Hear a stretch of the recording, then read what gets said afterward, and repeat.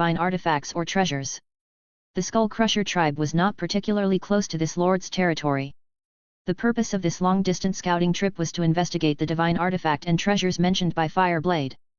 Of course, he was most concerned about the treasures. As there are too many of them and they patrolled a large area, we didn't see the other side's lord. But from the smoke rising from their city every day, we inferred that it should be the human lord mentioned by Kent. The orc team leader continued. When he had led the scouting, Fang Hao was exploring the mine with his soldiers. Half of the troops were taken away to fight with the iron-eating worm in the mine. He only saw a small part of the force. As for Fang Hao, except under special circumstances, he hardly ever left the city. These orcs had no idea about the effect of God's presence. The only thing they saw was the skeletons coming in and out of the city. Upon hearing that the scouting team hadn't even seen the other lord, Shaw's face darkened even more. Add to that the disruption of his pleasure, a spark of fury ignited in his heart. He huffed heavily, like a bellows. "Attendants!" Shaw called out in a low voice. 2 orc soldiers immediately entered the room from outside. "Great Chief!" The scouting team was inefficient this time. "Send them to the punishment ground, and have them lashed," Shaw said coldly. The orc team leader trembled, not knowing where he had failed. He pleaded loudly, "Great Chief, please spare us, Great Chief." The 2 orc soldiers stepped forward, took him away, dragged him out of the room among his cries. Lashing was not as simple as just a few lashes. 1 lash down was strong enough to kill a cow, and it would follow with several days of exposure under the sun. Every time after a lashing, half of the orcs couldn't survive and would die on the punishment ground. The team leader was taken away, and the hall quieted down again. Shaw squinted slightly, beginning to consider his options. The just punished team leader had gathered comprehensive intelligence, including the scale of the city and strength of its forces. Whether the other side was a human was no longer of importance. Next, all they would have to do was send troops to take over the city. Not only would they acquire the other's treasures, they could also use the city as a base to re-implement the plan of domain migration. And thereby, leave this barren land. At this thought, Shaw's eyes lit up again. After uniting the entire Cold Wind Mountain range, he found a new target, a new journey. "Attendant!" The orc guard waiting outside came in again. "Great Chief! Notify all leaders, convene a meeting." The next morning, dawn. Fang Hao was having the breakfast Ira prepared. He watched everyone chatting in the channel. Then he posted a message in the chat too. "Buying wool, flax, silk, private chat me for a price if you have any." The second Fang Hao's message went out. The previously lively chat suddenly stopped scrolling. Only this message remained inside the chat box. It took 3 seconds before messages started flooding in like an explosion. "OMG! Lord Fang Hao is still alive? I thought. You thought shit, everyone's living better than you. Wait. Let me butt in, is Lord Fang Hao planning to move into the textile industry? Why is he buying all textile-related items? Let me butt in too, Lord Fang Hao, I want to pre-order a pair of underwear." Chapter 82, Measuring 3 Sizes. Even though trades are conducted via the channel, and there's no concept of a shop one. The various goods that Fang Hao sells all convey a feeling of a shop. Items ranging from bathtubs, iron pots, and even iron axes and boundary markers are all selling out, indicating that they are very popular. He was selling all sorts of things. Whether it's iron axes, iron boundary markers, iron pots or bathtubs. The truth is, all of them have a durability, and when the durability reaches 0, they can no longer be used. When there are no suitable craftsmen to repair them, they need to be repurchased. So, everyone turns out to be Fang Hao's repeat customers.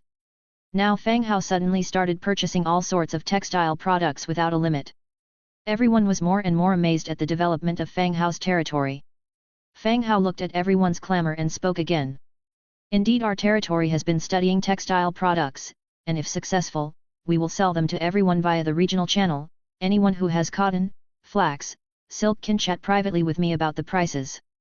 Damn! I just mentioned it casually, and you really started operating in the textile industry. Do we live in the same world? Boss man, recognize me? Hey mister, I want to put in a tailor order for some dresses.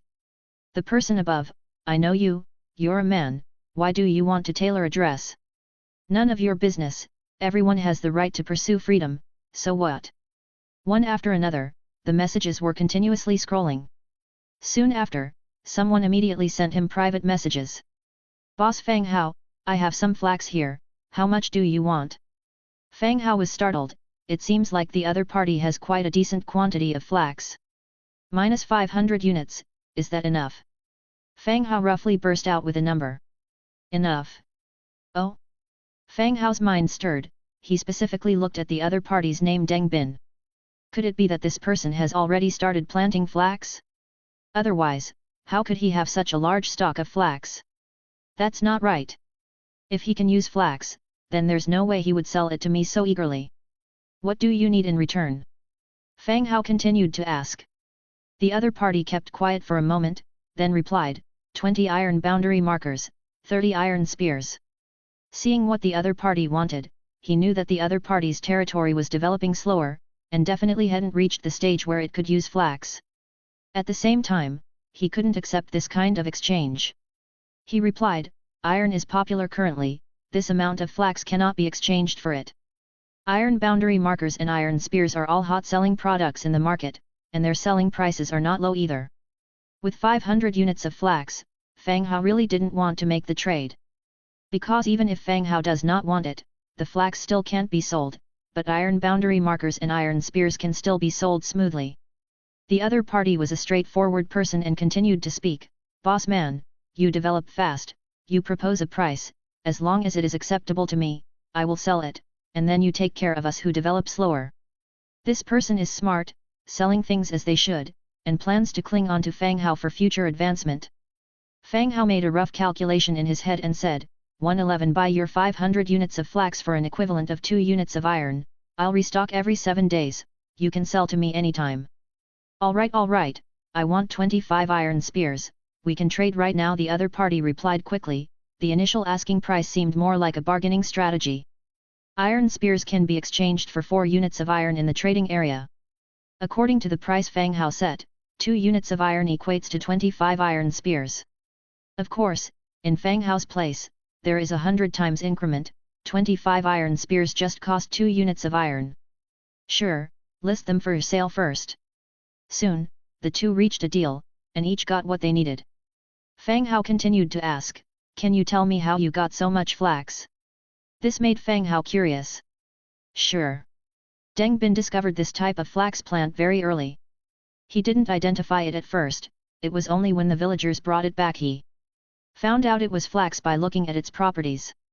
Later, he followed the place where he found the flax and discovered a large area densely grown in a grassland.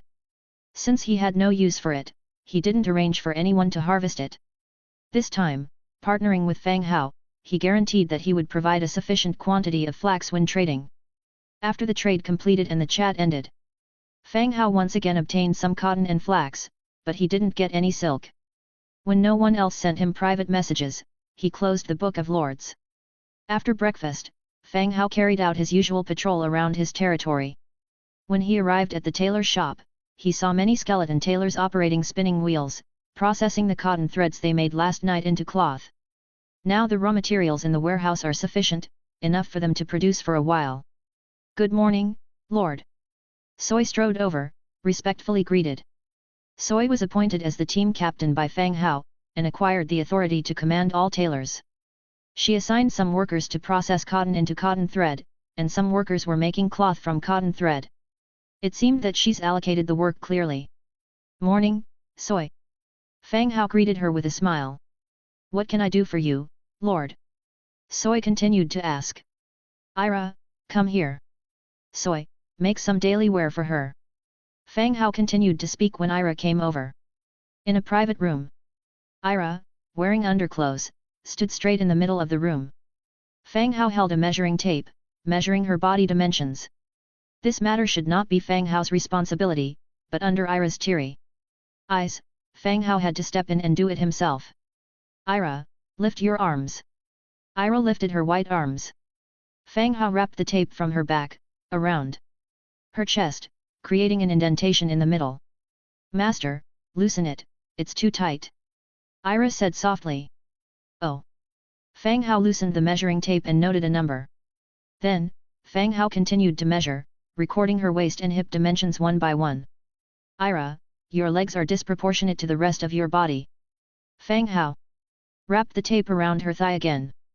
Ira's thighs were smooth and delicate, especially when compared to her height, they were long and slender. If she represented in the modern world, she would definitely overshadow most actresses. Master, do you like short legs? Ira opened her eyes wide and asked softly. Ah? No, I like long ones. Of course he likes longer ones. Oh, that's good. Ira breathed a sigh of relief, a strange joy surged in her heart. Soon, Fang Hao finished all the measurements. Then it was Ira's turn, who learned by imitation, and measured all of Fang Hao's dimensions from head to toe. Only after they finished all the measurements did they return to the tailor shop and pass the data to Soy. They let Soy make clothes for them first, with the needs of the people on the channel being pushed back. After patrolling the territory, Fang Hao walked back to the Lord's cabin. He was just about to lie back onto the bed, to explore the map through God's presence mode. Suddenly, the door was knocked again. Master, Scholar Nelson is out and wants to see you. Ira's voice came from behind the door. Nelson is out? Since Nelson entered the Viscera Museum, it had been 4 to 5 days. According to him, it's about time he came out. Stepping out of the cabin, he saw Nelson leaning on his magic wand with a large skeleton hero standing beside him. Chapter 83, Hero Fireblade. Nelson hunched his back, leaning on his magic wand. Although he was an immortal golden hero, his staggering steps looked quite like those of a battle-weary elder. Next to him stood a tall skeleton warrior, his back straight and strong like an erected blade. The contrast between the two was striking. "Milord," Nelson bowed slightly. Scholar Nelson, Fang Hao welcomed with a smile. The more contact he had with the undead, the more puzzled Fang Hao was. Why are all living creatures so opposed to the undead clan? Compared to the Savage Beast clan, skeleton traders and Nelson were both affable, like gentlemen. "Milord, allow me to introduce Fireblade." The skeleton warrior with a strong physique knelt down on one knee and said loudly, "Fireblade pledges loyalty unto death to you, my lord." Fang Hao's brow furrowed as he turned to look at Nelson. Nelson nodded in affirmation. Fireblade Kent, the orc hero who died at his hands. After being transformed by Nelson, his status had become one of the heroes under Fang Hao's command. Fireblade, Level 3 hero. Faction, Undead. Template, Blue. Racial traits, Undead, Hollow Skeleton, Weakness to Light. Army talent, Berserk, Infantry Commander, Chariot Commander. Skills, Blood Rage, Flame Slash, Killing Intent, Cruelty. Innate abilities, Advanced Tactical Mastery, Advanced Equestrian Mastery, Advanced Command Mastery, Advanced Two-Handed Weapon Mastery. Berserk, troops under his command gain a 1% increase in strength after killing or assisting in killing an enemy. This effect lasts for 5 seconds and can stack up to 15 times. Infantry Commander, infantry troops get an 8% increase in attack power. Chariot Commander, chariot troops get a 5% increase in attack power. Blood Rage, active, enters a rage in battle, all attributes increase by 10%. Flame Slash, active, swings the sword once, burning the air, inflicting 100% fire damage. Killing Intent, passive, when injured, attack increases by 15%. Cruelty, passive, inflicts greater damage on seriously wounded enemies. Description, product of the immortal corpse witch, not recognized by the god of undead. This hero cannot progress or advance. Fireblade's attributes were quite good. During his battle with the Beast clan, Fang Hao had relied on overwhelming numbers of his undead army to bring down Fireblade. The area around Fireblade was piled high with the skeletons of his victims. Now that he has been transformed by Nelson, he had become one of the undead heroes under Fang Hao. However, while Fireblade may be a hero, he could no longer progress or advance, remaining as is perpetually. That is to say, Fireblade's potential has peaked, he could no longer improve. Of course, it's too early to consider the issue of hero advancement at this point. Adding one more hero, brought a significant improvement to the fief. He proceeded to check Fireblade's loyalty. Fireblade's loyalty to you has reached 2. Your subordinate, Fireblade's loyalty has reached 2 points, negative emotions such as treachery and betrayal will not appear. The soul of Fireblade Kent had been bound and modified by Nelson. Although he retained his intellect, he lacked independent emotions. He had no memory of the past and would only be loyal to the fiefdom and to Fang Hao. This was a relief to Fang Hao. In this way, Fireblade would harbor no further thoughts of revenge against him. Good, Fireblade, I welcome your addition. Fang Hao declared loudly. Fireblade rose to his feet. Thank you, milord. After a moment of consideration, Fang Hao instructed 2 of his skeleton guards, go fetch the bloodthirsty set. The 2 skeleton warriors went into the room and brought out the 4 pieces of the bloodthirsty set, and the bloodthirsty blade. This set of equipment had been obtained from the Fireblade tribe. Because it was too heavy, neither he nor any other soldiers could wear it, so it was kept in the Lord's Hall. Fireblade, I entrust this set of gear to you. I hope in the future you will make a great contribution to our land.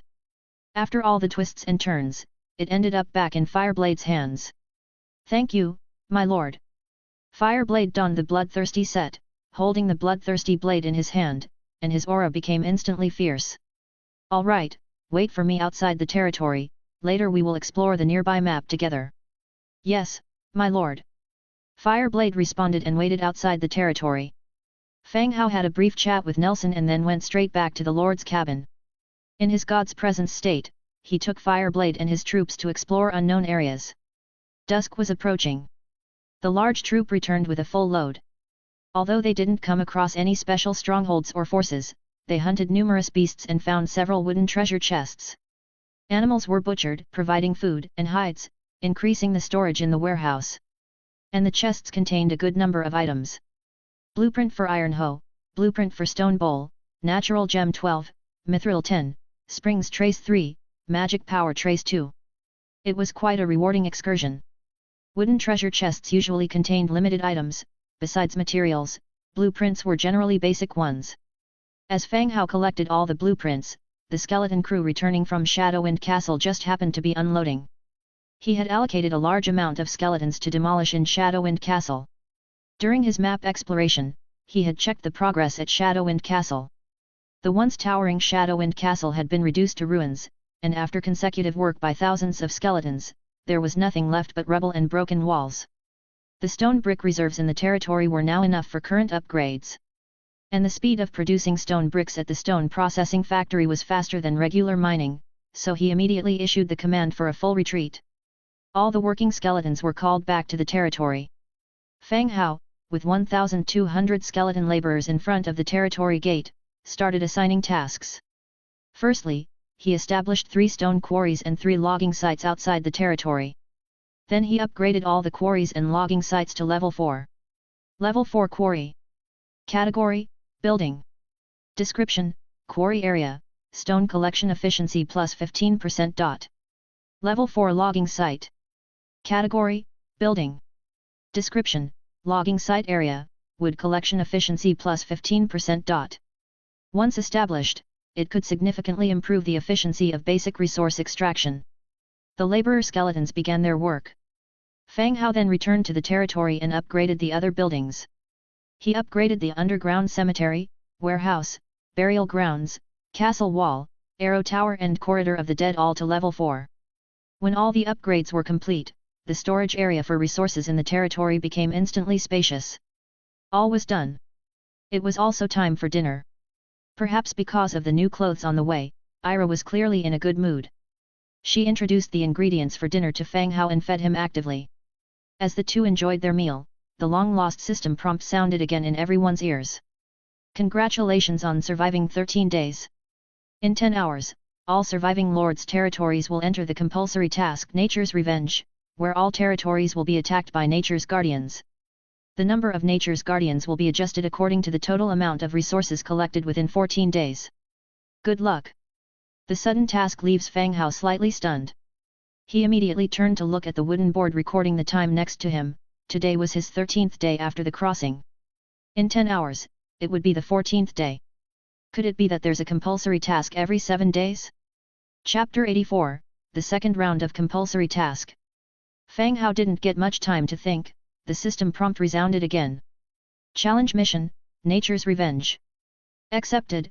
Mission content, prevent the advancing Nature Guardians. Mission description, your reckless deforestation and exploited the angered Nature Guardians, they will retaliate for your actions, with a troop deployment of 120,000. Good luck. Staring at the mission, Fang Hao frowned slightly. An unknown force had brought them to this world. Forcing everyone to participate in this inexplicable military competition, those lagging behind will be mercilessly eliminated. Everyone was struggling to survive, constantly mining resources, and developing their territories. And now they were telling him this was environmental destruction, being punished by nature. If you don't mine, you die, and if you do, they say you're destroying the environment. Either way, they were behind it. It was hard to figure out how to survive. Fang Hao directly opened the Book of Lords to see if anyone else had also received the mission. Sure enough, as soon as he opened it, they were discussing this matter. It's over, I'm going to die, tomorrow I'll be attacked by 12 of those guardian things, how am I supposed to survive? WTF, the guy above isn't content, I have over 50 guardians. Stop arguing, didn't the prompt say it? It's based on territory mining quantity, the allocation of monsters, the more resources you mine, the more guardian comes to attack your territory. Why though, I traded my resources with boss Fang Hao for food and equipment, why are they after me? Right. We should trade for weapons with boss Fang Hao, my territory is just starting to develop, I don't wanna die. Boss, I want to trade equipment with you too. No sooner had they wrapped up their discussion was the Book of Lords bombarded with numerous messages. Countless people were exchanging weapons, armor, and food privately. Right now, the equipment that Fang Hao sold externally was fairly basic. The weapons were iron spears, the armors were complete sets of leather armor. As for the more advanced equipment, such as the green plate armor, Fang Hao did not sell them. He remained cautious. In this world, even the weapons sold had to maintain superiority over his own equipment. During the recent period of peace, both the equipment and meat food sales slowed down considerably. Seizing the opportunity, they could amass a significant amount of war wealth. Trader, Fang Hao. Items registered, iron spear. Quantity, 10,000. Required for 1,4. Iron ore or any rare resource. Note, if there are special items, you can private chat to increase the weapon quantity. Next, he listed 10,000 sets of leather armor and 5,000 units of meat food, exchanging for various scarce resources. Fang Hao did not lack ordinary resources, what he wanted were those scarce resources. His ability was naturally limited, but with many people in the region, obtaining these resources was not difficult. The moment the weapons, armor, and food trade links were displayed, public discussions resumed. Holy crap! Listing 10,000 weapons and equipment right off the bat, is boss Fang Hao running an armory? At the crucial moment, still have to rely on boss Fang Hao, others just can't do it. Stop wasting time, the quantity is quickly running out. Damn, you animals, you guys are all too quick. At the same time, Fang Hao received many private messages. Ignoring those planning on buying on credit and the resources Fang Hao didn't need. Finally, he filtered out two content with the blueprints. Boss Fang Hao, I have a blueprint here, take a look at how many iron spears can it be exchanged for, civilian house building blueprint. House building blueprint. Category, building blueprint. Description, can construct standard civilian houses, no special features. This type of house is different from the human factions built-in civilian house. The built-in civilian houses are functional buildings that provide the function of recruiting farmers in addition to living. And house buildings are just standard houses, providing shelter from wind and rain, but do not possess special features. I'll give you 5 iron spears. Fang Hao replied. Opposite party was silent for a while, ultimately still agreed. The battle of tomorrow is imminent and they have no resources to exchange, he had no choice but to exchange the blueprint. Even if 5 spears were a bit of loss for him, he had to persist in trading. Only people who survive can talk about the future. The two completed the trade. Fang Hao successfully got the blueprint he wanted. After that, Fang Hao successively traded for many blueprints from other lords. Bedside table making blueprint, white, wooden barricade making blueprint, white, wool carpet making blueprint, white, beast skin backpack making blueprint, white, sturdy fishing rod making blueprint, green. One blueprint after another, Fang Hao reaped a lot. This trade was equivalent to him cleaning out 2 or 3 small bases. Master, would you like some fruit? After the dinner, Ira was cleaning up the dishes and politely asking. Sometimes when Fang Hao was too busy, he would leave hurriedly after eating. Yeah, sure, Oh, and first call Nelson and Fireblade over, I have something to tell them. Fang Hao quietly said. Oh, all right. Ira bounded off to find Nelson and Fireblade. The territory was not crowded, but it was quite large. Sometimes Fang Hao would wonder why the channel always had people saying they have recruited some refugees in their territories, and they even had some with special skills. Why nothing happened in his territory? If a couple of refugees came here, it could also bring a little bit of vitality to the territory. In a short while, Nelson and Fireblade swiftly came over. Upon seeing Fang Hao, they courteously greeted. My lord, you asked for us. Yeah, I have something to tell you. I just got news that the territory will be under attack tomorrow, you two should be prepared. Fang Hao quietly said. Hearing this news, whether it was Nelson or Fireblade, they looked at each other. My lord, where did you get this news, is it accurate? Nelson curiously asked. Absolutely accurate, the attack will start tomorrow morning, with a force of 120,000. Fang Hao affirmed confidently. What is the plan, my lord? Nelson continued to ask. Fang Hao rubbed his temples, quietly said, there are ample sacrifices in the territory, tomorrow morning I will increase the force within the territory, then Nelson you command the ranged troops, and Fireblade commands the infantry. In fact, there wasn't any special plan. They didn't even know what the enemy looked like right now. However, as the hero within the territory, Fang Hao needed to inform the two in advance so that they can be psychologically prepared. So it won't be in a mess during the war. Rest assured, my lord, Fireblade will defend the territory to death, to protect your safety. Fireblade immediately stood up and loudly declared. Fireblade was created with 100% loyalty. His loyalty was absolute to Fang Hao and the territory. Even if Fang Hao told him to die, he would immediately execute the order. Not to mention leading an army into battle. Hearing Fireblade's words, Fang Hao gave a small smile, reassuringly said, it's not to that extent, the territory can handle a battle of this scale. Chapter 85, Nature's Revenge. The next day, at dawn. Ira was kneeling by the bed, her fair little hand lightly nudging a sleeping Fang Hao. Master, wake up! Didn't you mention having important matters to attend to today? Hearing her voice, Fang Hao snapped his eyes open. His brain was in standby mode for quite a while before it began to operate normally. Yes, today was the day of the forced task. He had asked Ira to wake him up early. He sat up from the bed and whispered, Ira, how did you get in? Usually, Ira knocked from outside the door and would not directly enter Fang Hao's room. Master, I knocked on the door, but you didn't get up. I was worried that it would delay your schedule for today, so I came in, Ira said in a pitiful tone. He had fallen asleep rather late last night, probably why he didn't hear the knock. Right, I have something to do today. Fang Hao stretched his body to wake himself up quickly. Ira immediately helped Fang Hao dress up and after a simple washing up, they immediately walked out of the Lord's wooden house.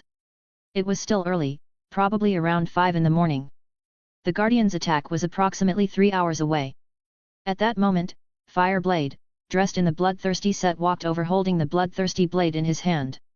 He declared loudly, My lord, a strange cave was found in the forest 1 kilometer outside the territory, but it is protected by a shield that prevents us from dismantling or attacking it. The map around his territory was engraved in Fang Hao's mind. These sudden appearance of mysterious caves protected by shields, were most likely where the Guardians would appear. All right, I understand. Fang Hao nodded. The number of enemies in this mission depended on the amount of resources gathered. Fang Hao's thousands of undead laborers, working tirelessly day and night, had successfully increased the number of enemies to 120,000. Let alone the regional channel, even in the world channel, nobody probably had more than Fang Hao. After reporting, Fireblade returned to his post. Meanwhile, Fang Hao headed to the barracks to increase the number of soldiers. First, he went to the Undead Mage Tower. Do you want to consume the wriggling spine to recruit undead mages? He set the recruitment number to 100 and clicked recruit. Hundredfold amplification triggered, successfully recruited 10,100 undead mages. In a blink of an eye, 10,000 proud undead mages appeared before Fang Hao. A dense sea of white bones. Fang Hao continued to craft 10,100 pieces of the wooden root magic wand, 10,100 suits of leather armor, and equipped all the undead mages. Combining with the mages recruited last time, the territory now had a total of 10,201 undead mages. Pick up the equipment and all ascend the city wall, Fang Hao said loudly. All the undead mages silently put on the equipment and directly went up the city wall. Next, Fang Hao continued to recruit infantry. The skeleton spearmen and skeleton foot soldiers were expanded to 200,000 each. As for the skeleton trolls, because the recruitment process required troll stones, he only recruited 5,000. These 50 troll stones were exchanged from the channel in the past few days. In an instant, the whole city was crowded. Even the roof of the buildings was covered with skeleton soldiers. This was why Fang Hao recruited early in the morning, instead of last night. Otherwise, arranging so many soldiers late at night would be difficult. Fireblade! Fang Hao called out loudly. My lord! Fireblade made his way through the crowd and came over. You will be in command of these soldiers. Station them outside the territory. Yes, my lord. Fireblade led the skeletons away with a wave of his big hand. Once all the skeletons had left the territory, Fang Hao continued to make weapons and armor. He had the skeletons transport them outside using carts so they could equip the soldiers. With the troops and equipment sorted out, Fang Hao proceeded to make defenses. Yesterday, he had traded his iron spears for the blueprint for the defenses. Seeing that a big battle was imminent, he decided to craft them all. Wooden barricade, wood 12, hemp rope 8. The materials were not very expensive and were all basic materials. He set the production quantity to 100. Hundredfold amplification triggered, obtained 10,100 wooden barricades.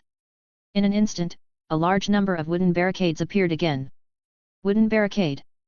Category, obstacle equipment. Description, sharpen the top of the wooden post, fix it crosswise to hinder the movement of enemies and horses. Fang Hao had seen this type of obstacle in movies. In some films, bandits set up such roadblocks on the roads, hindering passage for anyone who did not pay tolls or blocking cavalry. This was considered a simple and effective tool. He arranged for hands to transport all the wooden barricades outside the city and set them up on the inevitable path of the enemies. My lord, everything has been arranged, Fireblade reported again. There are no problems here either with the mages.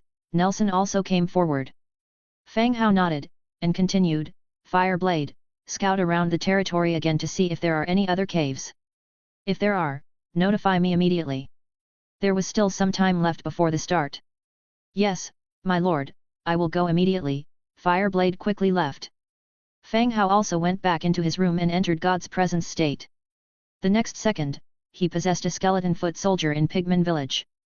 At this time, Petty was leading the pig-headed humans and had just returned to the village from outside. Petty! Fang Hao called out. Petty, who was in the middle of a conversation, paused, and immediately realized that it was Fang Hao. He hurried forward, Great Lord! Are there any strange caves or special buildings that suddenly appeared around the village? Fang Hao asked. This had just occurred to him. The compulsory task was clearly targeted at the lords and would not affect their native villages. But since the Pigman village had become a subordinate village of Fang Hao, it was unclear whether it might be affected. Ah! I'm not sure about that. What kind of cave does the Great Lord want to find? I will immediately arrange for someone to start searching. Petty thought that Fang Hao wanted to find a certain cave.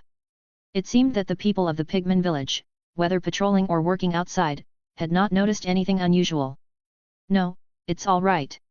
If there is any danger, abandon the village and flee towards the main territory, Fang Hao instructed. Oh.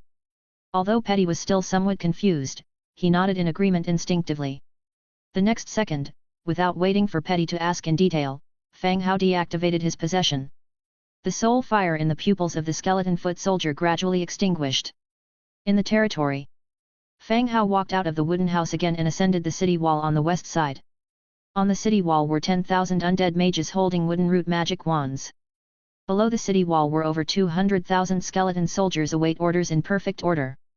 Moving forward, densely connected wooden barricades could be seen, while others used barricades as roadblocks to stop approaching teams or block cavalry.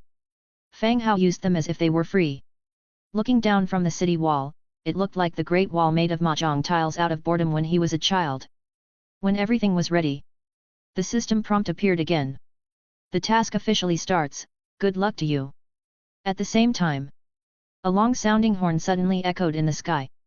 Fang Hao sat on his chair, immediately activated God's presence, and possessed a skeleton giant bat. He controlled the giant bat to fly into the sky, heading towards the direction of the cave. Chapter 86, Complete Victory. The view from up in the air was more expansive. To Fang Hao's relief, enemies only appeared from the west, with no signs of enemies from other directions. This allowed him to focus all his attention on the west, while minimally deploying troops for defense in other directions. Fang Hao led the giant bat swiftly forward. He finally caught sight of the strange cave mentioned by Fireblade. Rather than a cave, it was more appropriate to call it a giant teleportation gate. At this moment, a large curtain of light formed in the teleportation gate, and a massive number of monsters walked out of it. Marbled Giant Lizard Guardian, Tier 2. Nature Warrior Guardian, Tier 3. Nature Archer Guardian, Tier 3. Nature Mage Guardian, Tier 4. An enormous crowd trickled out of the curtain of light. They were not made of flesh, but rather were humanoid creatures woven from vines. They held various weapons in their hands, stubbornly advancing towards the territory. Whoosh! Just then, an arrow was shot at him. Immediately after, countless arrows came shooting towards him. The skeleton giant bat, which Fang Hao was controlling, was turned into a pincushion of arrows in a moment. Awakening from his seat, Fang Hao glared coldly towards the west. "Milord, how are things?" Nelson asked quietly from the side. "They're here." No sooner had the words left his mouth. A horde of nature guardians emerged from the forest at the end of his line of sight. From a few, they became hundreds and then tens of thousands until his entire view was filled with enemies. There wasn't much formation or lining up. The next second, all the advancing guardians roared, lifting their weapons and launching their attack. Tens of thousands of forest guardians, like a surging wave, came charging crazily forward, hacking down the barriers before them, clearing all obstacles. For a moment, the entire area outside the territory was filled with the figures of enemies. So many! Nelson's face also changed. Even though he already knew the numbers, his heart still filled with some worry when he saw so many enemies with his own eyes. "It's all right, get ready, they can't win," Fang Hao said coldly. Nelson took a serious look at Fang Hao, firmly planting his magic wand into the ground, and said in a hoarse voice, "Mage Corps, prepare for battle." Tens of thousands of undead mages raised their wands, beginning to accumulate magic. Following this, streaks of dark magic orbs flew out, exploding within the attacking guardians. In an instant, a large number of guardians were blasted away, suffering heavy casualties. The enemy's long-range troops also began to retaliate. The archer guardians and mage guardians aimed at the city wall, shooting arrows and magic missiles. In a moment, magic and arrows were whisking through the sky above the battlefield. Of course, Fang Hao wasn't idle either. Identifying an enemy concentration area, he immediately released the Starfire skill carried by the Starfire wand. The next second, fiery red meteors rained down from the sky above everyone, smashing into the ground. With the earth-shaking impact, all enemies within the range were almost completely annihilated. The magic had a fire attribute, and proved particularly effective against wooden species. The spread of fire killed a large number of enemies. Below the city walls, melee guardians, having cleared all the roadblocks along the way, finally charged to the foot of the city. The skeleton spearmen tightened their formation, their shields forming an unbreakable iron wall. Long spearheads emanating a cold aura emerged from behind this shield wall, pointing directly forward. Facing the sharp spears, the melee guardians showed no fear, relentlessly ramming their way forward. Their weapons hacked on the shield wall, but their bodies had already been pierced by the spears. For a moment, light green blood soaked the ground beneath their feet. Woo! At this moment, Fang Hao, standing atop the city wall, sounded the war horn. A faint ripple enveloped all the skeleton soldiers, enhancing their mobility and attack power. At the same time, he executed the mist wrap skill. The battlefield below the city walls was instantly shrouded in a thick mist, engulfing the entire battlefield. Mist wrap was a skill that Fang Hao had recently learned. He hadn't found a use for it until today, when he realized how useful it really was. The fog covered the entire battlefield, reducing the enemy's visible range by 75% and their morale. However, his soldiers were unaffected. This greatly increased the advantages of his army. "Advance!" shouted Fireblade, the leader below the city. Under the cover of the mist, the spear and shield wall began to resist the enemy's attack, pushing forward bit by bit. The spears cleared the path ahead, and the enemies who broke into the ranks were slain by the sword and shield soldiers behind them. Like a meat grinder, they were killing enemies far superior to themselves. Boom! Boom! Boom! Dense magic bullets exploded at the foot of the city wall. After assessing the entire situation, Fang Hao immediately descended the city wall, found a quiet place, and cast God's presence. The next second, a ghostly blue soul fire rose in the pupils of the skeleton giant bats. There were 10,000 skeleton giant bats, which Fang Hao had arranged in the jungle outside the battlefield before the battle began. Now, he cast God's presence and ascended into the sky with 11 skeleton giant bats. After circling around, they flew to the enemy rear. Diving down, their massive, sharp claws directly struck a mage.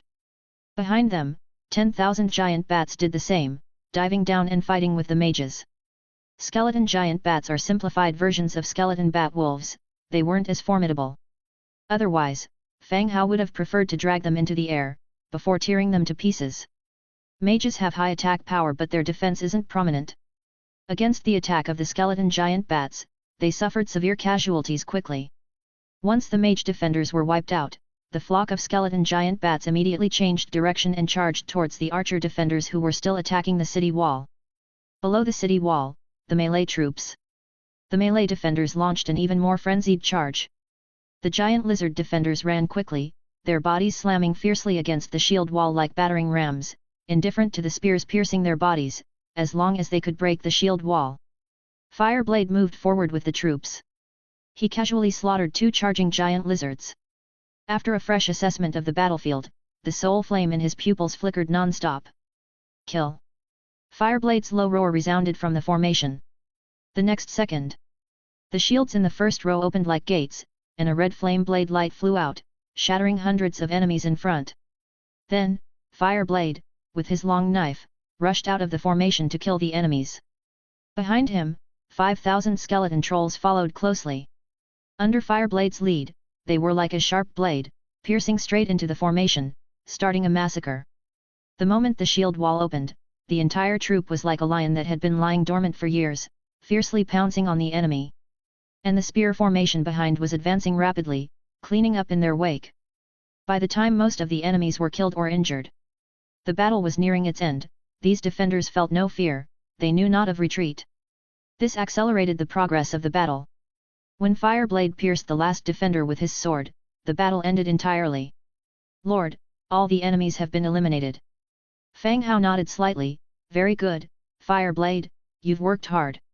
Organize the cleanup of the battlefield, collect all the spoils. Yes, sir. Under Fireblade's command, all of the skeleton soldiers spread out to collect the spoils of the battlefield. Chapter 87, Harvesting Resources. After the death of the natural guardian, its corpse, along with its weaponry and equipment, visibly withered and dispersed at a rapid speed, like a dying plant. There were no remnants of a wriggling spine, nor any weapons or equipment left behind. What dropped instead was a variety of rare materials. Natural gems, mithril, essence of magic, and so on. The cleanup of the battlefield proceeded swiftly, and all sorts of resources were promptly sorted and presented before Fang Hao. My lord, all the spoils of war have been collected, please review them. Fang Hao descended the city wall, taking stock of the loot lying before him. Acquired, tough wood 13,552, mithril 2,424, trace of the earth 1,345, trace of the forest 5,422, natural gem 721, trace of divinity 12, natural essence 572, rich essence 451, essence of magic 220, perfect essence 32. These 120,000 enemies, they sure didn't drop too little. The materials that have always been difficult to gather were acquired in such large quantities all at once. The material resources dropped by the enemy, these scarce resources, are even more valuable than their equipment. They significantly hasten the improvement and development of territorial strength. Just that the drop rate is a bit low. From 120,000 enemies, only these few were dropped. Perfect essence and trace of divinity are only in double digits. The highest amount, 13,000, is for the basic production materials. Transport all to the warehouse. Fang Hao gave another order. The skeletons obeyed, hauling all the spoils of war to the warehouse. Just as Fang Hao was about to return to the city and use the resources to upgrade the buildings, sudden turmoil arose on the eastern side of his territory. Thick black smoke billowed up into the sky, snaking into the heavens like a giant black serpent. This thick smoke was a sight Fang Hao had seen during the last compulsory mission. It was Zhang Bin calling for reinforcements, a way to alert nearby lords of his location. It seems that Zhang Bin is once again struggling to fend off his mission adversaries. Fang Hao opened the Book of Lords and, as expected, saw numerous calls for help. I can't hold them off anymore. Can anyone nearby come to my aid? These guardians are too savage. Damn it! My soldiers are all dead, I'm buying soul crystals. Anyone selling, please hurry. Phew! I managed to complete the mission, although I lost a few soldiers, thankfully my territory remains intact. Big shot, can you see the smoke signals I've ignited? Could you possibly help me? The number of natural guardians was determined by the amount of resources gathered within the Lord's territory over a period of 14 days. The faster the territory develops and the quicker resources are harvested, the more enemies appear in the territory. The number of your enemies, in some sense, corresponds with your comprehensive strength. Even so, many lords simply couldn't defeat their adversaries and cried for help incessantly in the channel. Among them, one particular call for help via smoke signal was from Zhang Bin. Fang Hao considered for a moment, then decided to visit Zhang Bin's territory and harvest another batch of rare resources. No, he was going to lend a hand to a fellow transmigrator and help him through this difficult situation. Nelson, I'm leaving Fireblade in your charge, I need to step out for a while, said Fang Hao. Very well, my lord. Following Nelson's response, skeleton soldiers were immediately deployed to clean up the outskirts of the territory. Destroyed barricades were cleared out while those unscathed were repositioned on the roads surrounding the territory. Once everything was arranged, Fang Hao returned to his room to cast God's presence and embody a skeletal soldier. Accompanied by Fireblade and 20,000 skeletal soldiers, he headed towards Zhang Bin's territory. At Zhang Bin's territory, the level 2 city wall was still made of raw wood. Zhang Bin and his militia were resisting the attack of the natural guardians. Accepting a rock passed to him by a peasant, Zhang Bin heaved it down at the attackers below the wall, swearing loudly, "Take this, you bastards! My development has been miserable enough, and you still choose to retaliate." Below the city wall, more than 100 natural guardians were attempting to burst open the city gates and invade the city. The weapon in hand reduced the city gate to a sorry state. It was only a matter of time before it would be breached. Zhang Bin was frustrated in his heart. He wished he had used all his resources to upgrade the city wall if he had known about the compulsory challenge. Right now, the city wall was only at level 2, mainly constructed from raw wood logs. Whoosh! Whoosh! Whoosh! Just as Zhang Bin continued to hurl stones at the enemies below the city wall, several arrows whistled towards him. Thud! A sound of an arrow penetrating flesh. An arrow had run right through Zhang Bin's shoulder, and due to inertia, he fell from the city wall in an extremely embarrassing fashion. "My lord, are you all right?" The farmer quickly helped Zhang Bin up, his face full of anxiety. "Ah, damn it!" Zhang Bin roared in pain, clutching his wound tightly with his other hand. Blood seeped through his fingers, staining the ground a dark red. "Forget about me, keep defending." Zhang Bin barked through gritted teeth, the situation was too critical for any distractions. The farmers held the city gates with all their might, while the militia on the city wall were both trying to evade the ranged attacks from the enemies while throwing all kinds of objects down at them. Even so, it wasn't long before the militia were getting hit by arrows and the city gate was on the verge of collapse. Zhang Bin once again made an appeal in the channel, but his 10 posts had already been used up. All his messages were drowned out by the sea of information. Sigh, if only those skeletons could come again. At this moment, he remembered the compulsory task from last time. When he and the militia could no longer hold out, a group of skeletons suddenly appeared and killed off the attacking beast horde. If only that skeleton army could appear again and fight these nature guardians. "My lord, the city gate can't hold any longer." The farmer shouted loudly. "Prepare for a fight to death," Zhang Bin said as he picked his iron spear with his one good hand. Everyone gathered together, preparing for a last-ditch effort. Fang Hao and Fireblade, leading a large squad, sprang out from the forest. In the distance, Zhang Bin's territory was still under attack by the nature's guardians. Facing an attack from nearly 100 nature guardians, Zhang Bin's soldiers could only continuously defend, relying on the city wall to execute simple counterattacks. Fire Blade, kill all the nature guardians under the city walls. Fang Hao said. Yes, my lord. Fire Blade nodded and led 10,000 skeleton soldiers in a direct frontal attack. Fire Blade took the lead, the bloodthirsty blade in his hand acting like the scythe of the death god, shattering all enemies before him. The skeleton sea was even more overwhelming, drowning the enemies. The battle was over at the first encounter. It took 2 hours to get here, but the battle lasted no more than 5 minutes.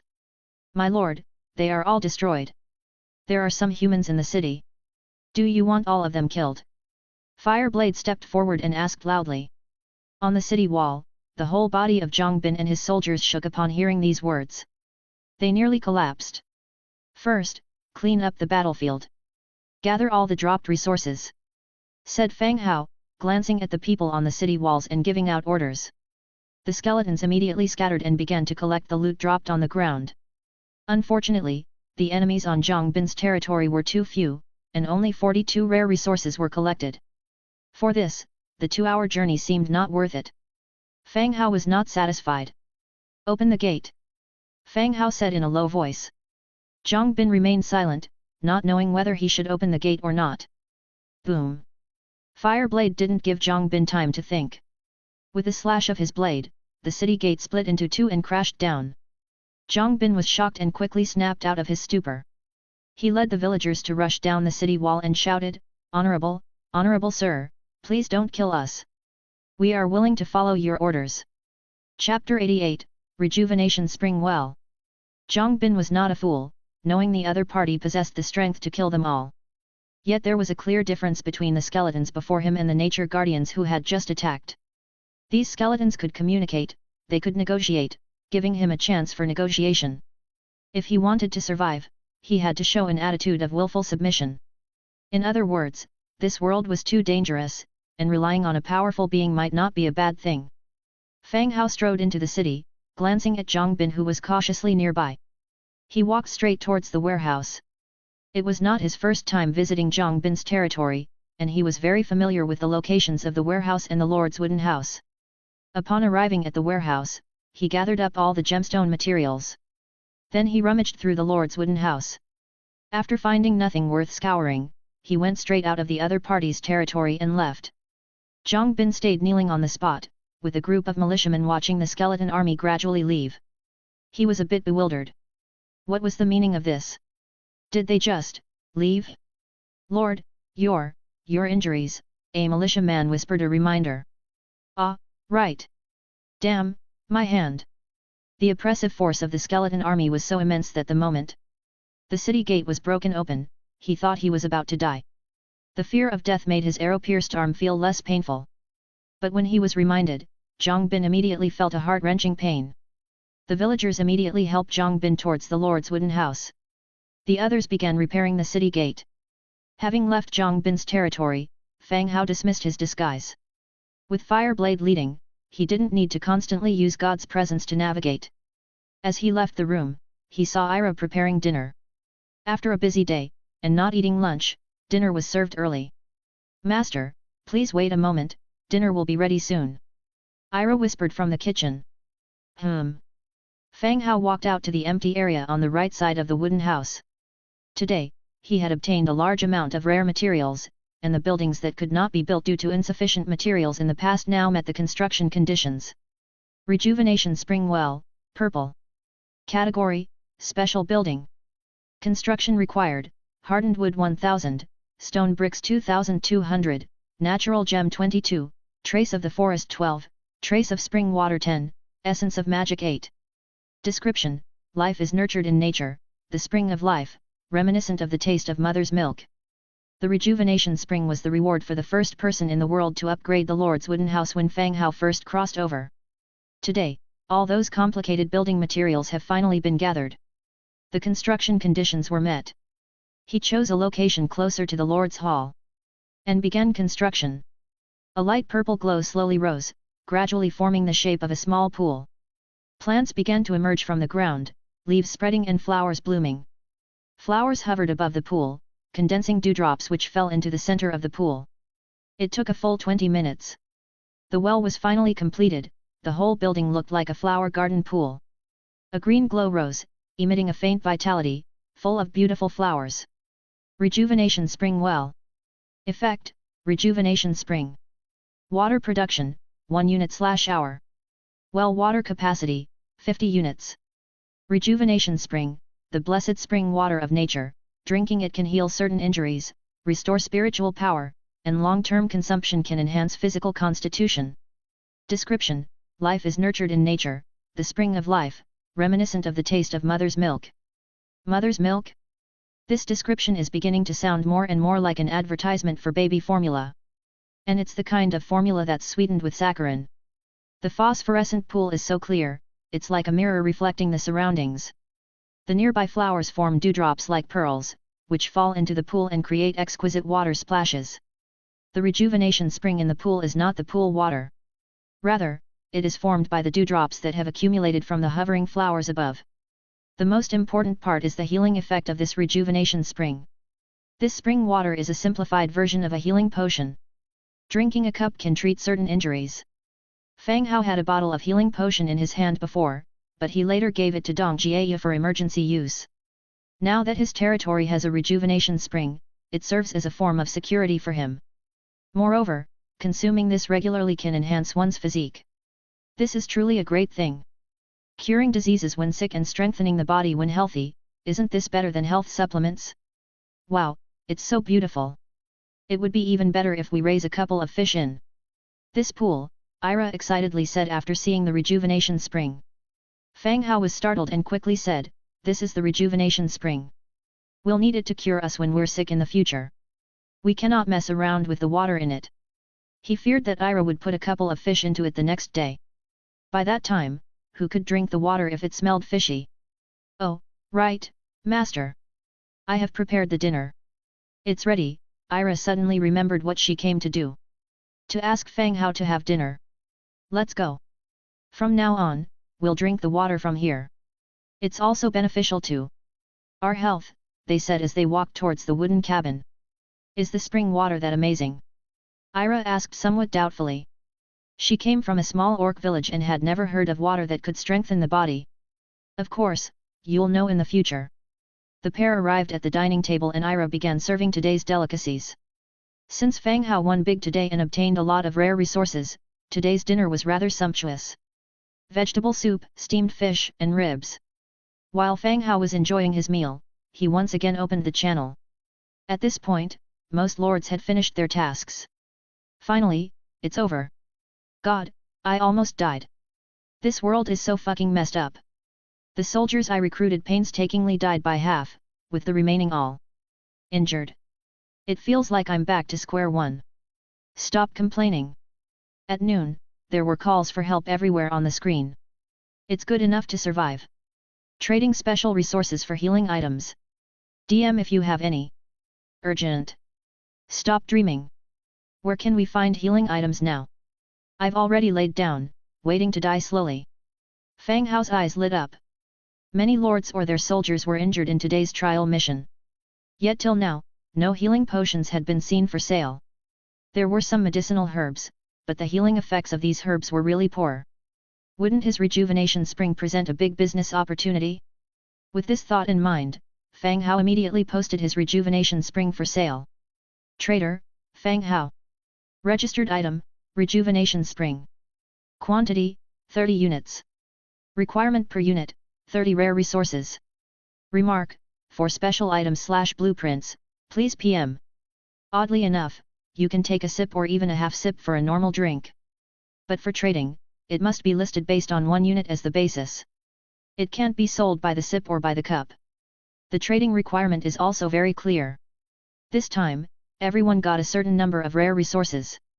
Even Zhang Bin's territory had 40 units of resources for sale. He didn't want any other resources but the rare ones held by others. Though 30 units is not a small amount, the majority of the lords can afford it. Besides, those who need it are the seriously injured ones. When life itself is hanging by a thread, would you still care about the cost? Chapter 89, Building Houses. Fang Hao checked the listing information once again and sent out the trade details. In the regional channel, the chatter instantly decreased. The listed rejuvenation springs were quickly being bought off. Within less than 2 minutes, all 30 units of rejuvenation springs were sold. Then the regional channel began to buzz again. Damn, that's badass, he has healing items already. 30 units of rare resources, this is outright robbery, after all the hard work today, it's all gone to him. Damn. If you think it's expensive, sell yours to me. I'll give you 30 units of resources, everyone buying is injured, almost on the brink of death, who would care about the price? What are you talking about? What healing item, what resources, what is Lord Fang Hao selling now? Stop looking. It's a kind of spring water for healing, but it's already sold out.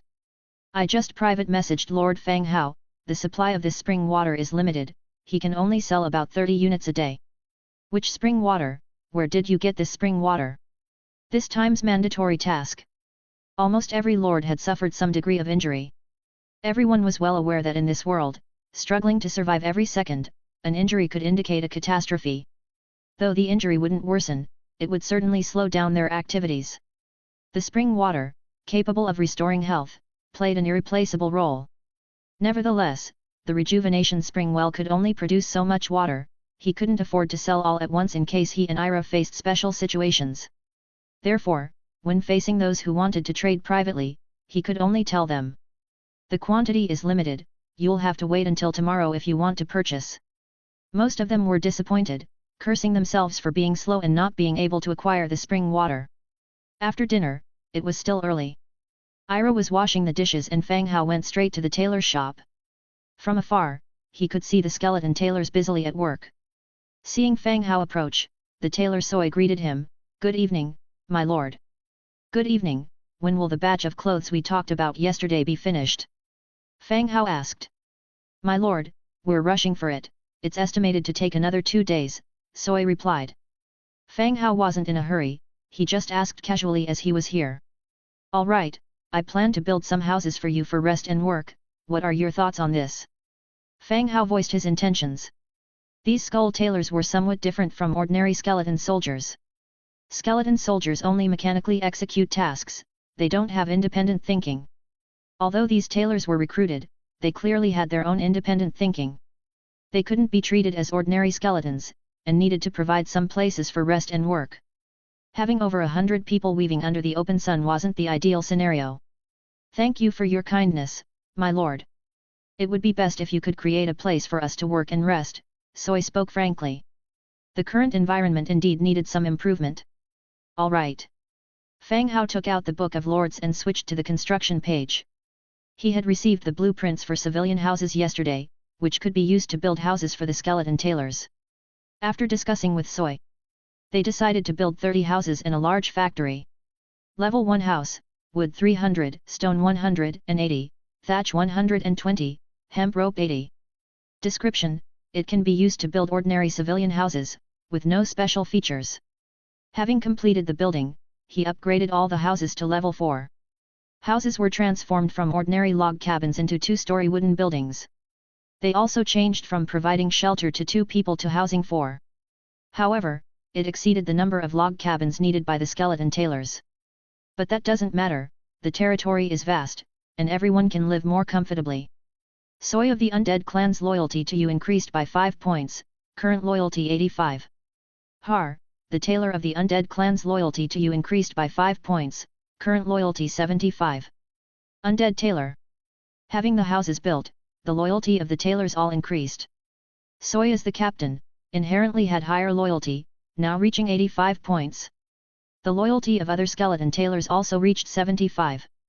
Loyalty is the bond between a lord and his troops. The higher the loyalty, the faster they work, and the less likely they are to rebel. If their loyalty is low, not only will the troops be demotivated and slack off, in severe cases, they might desert or even act against you. By then, it won't be a problem of work efficiency, but a matter of life and death. Thinking about how Fang Hao became a lord, one can understand the severity. "Soi!" Fang Hao called out. Soi was distributing houses to the skeleton tailors. Hearing Fang Hao's call, he ran over immediately. "My lord, what are your orders?"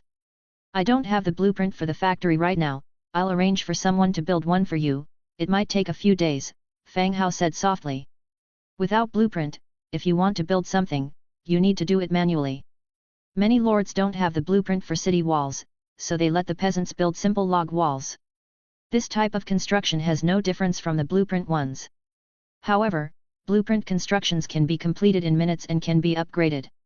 But manual constructions can take several days, or even months, and cannot be upgraded. Thank you, my lord, we can wait, we are not in a hurry, Soy replied with a respectful attitude. The undead are the least afraid of waiting. They have plenty of time to waste. Good. After discussing the factory's requirements with Soy, Fang Hao arranged for the labor skeleton to build the factory next to the tailor shop. Although the two had mentioned it as a factory, it was actually a sizable warehouse. It was capable of providing shelter from the wind and rain and wasn't a difficult construction. If it were complex, they might not be able to design it or the labor skeleton wouldn't be able to build it. Seeing the start of the construction of the factory, Fang Hao gave a few instructions and then returned to the front of the Lord's wooden house. He sat down on the bench and opened the Book of Lords again. There were new blueprints, including the bedside cabinet blueprint, wool carpet blueprint, beastskin backpack blueprint, and sturdy fishing rod blueprint. The first two didn't need to be made. They weren't lacking them and they weren't of much value. The fishing rod was also temporarily unnecessary as the pressing time didn't allow him to waste it fishing. In contrast, the beastskin backpack was useful to him. In this world, they didn't have system spaces, or space rings or spatial gadgets, to store items. Every time he went out, he would bring a wooden cart. He also had a simple homemade backpack. It was made of beastskin and hemp rope. Now he could use the Book of Lords to make a professional beastskin backpack. Beastskin backpack, leather 5, spun thread 2. Description: a finely crafted backpack, which can carry more items and reduce the load of the user. Chapter 90, Throne of White Bones. The spinning warehouse was full of the fruits of the skeleton tailor's labor. Perfect for making backpacks. Producing quantity, 1. Produce. A hundredfold enhancement is triggered, a beastskin backpack 101 was obtained. Leather backpacks appeared beside Fang Hao and fell to the ground one by one. Fang Hao picked one up and looked it over carefully. The backpack was brown, treated on the surface, and felt good to touch. Where the leather was stitched, string was used to sew it together, sturdy and detailed. All in all, it was countless times better than his previous backpack. Master, do you need me to prepare bath water? Ira walked out of the cabin and asked softly. Fang Hao assessed himself. He had indeed sweated a lot from today's challenge task. Prepare it, Fang Hao said. Ira, take one of these backpacks, it might come in handy. Really? Thank you, Master. Ira joyfully picked up a backpack and carefully inspected it. Coming from a small tribe and having been a slave for a while, Ira had known hardship. She was always a little excited whenever she received anything. Put the rest in the warehouse, and whoever needs one can take it. Fang Hao slung his backpack over his back. Yes, Master. Ira took her bag back to her room and began preparing the bath. Congratulations, Lord, you have completed the Nature's Revenge task.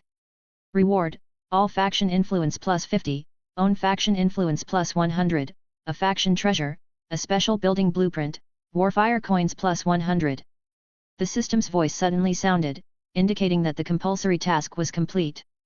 Fang Hao remembered that when he completed his first trial task, there was a global announcement, and the rewards were more generous than today.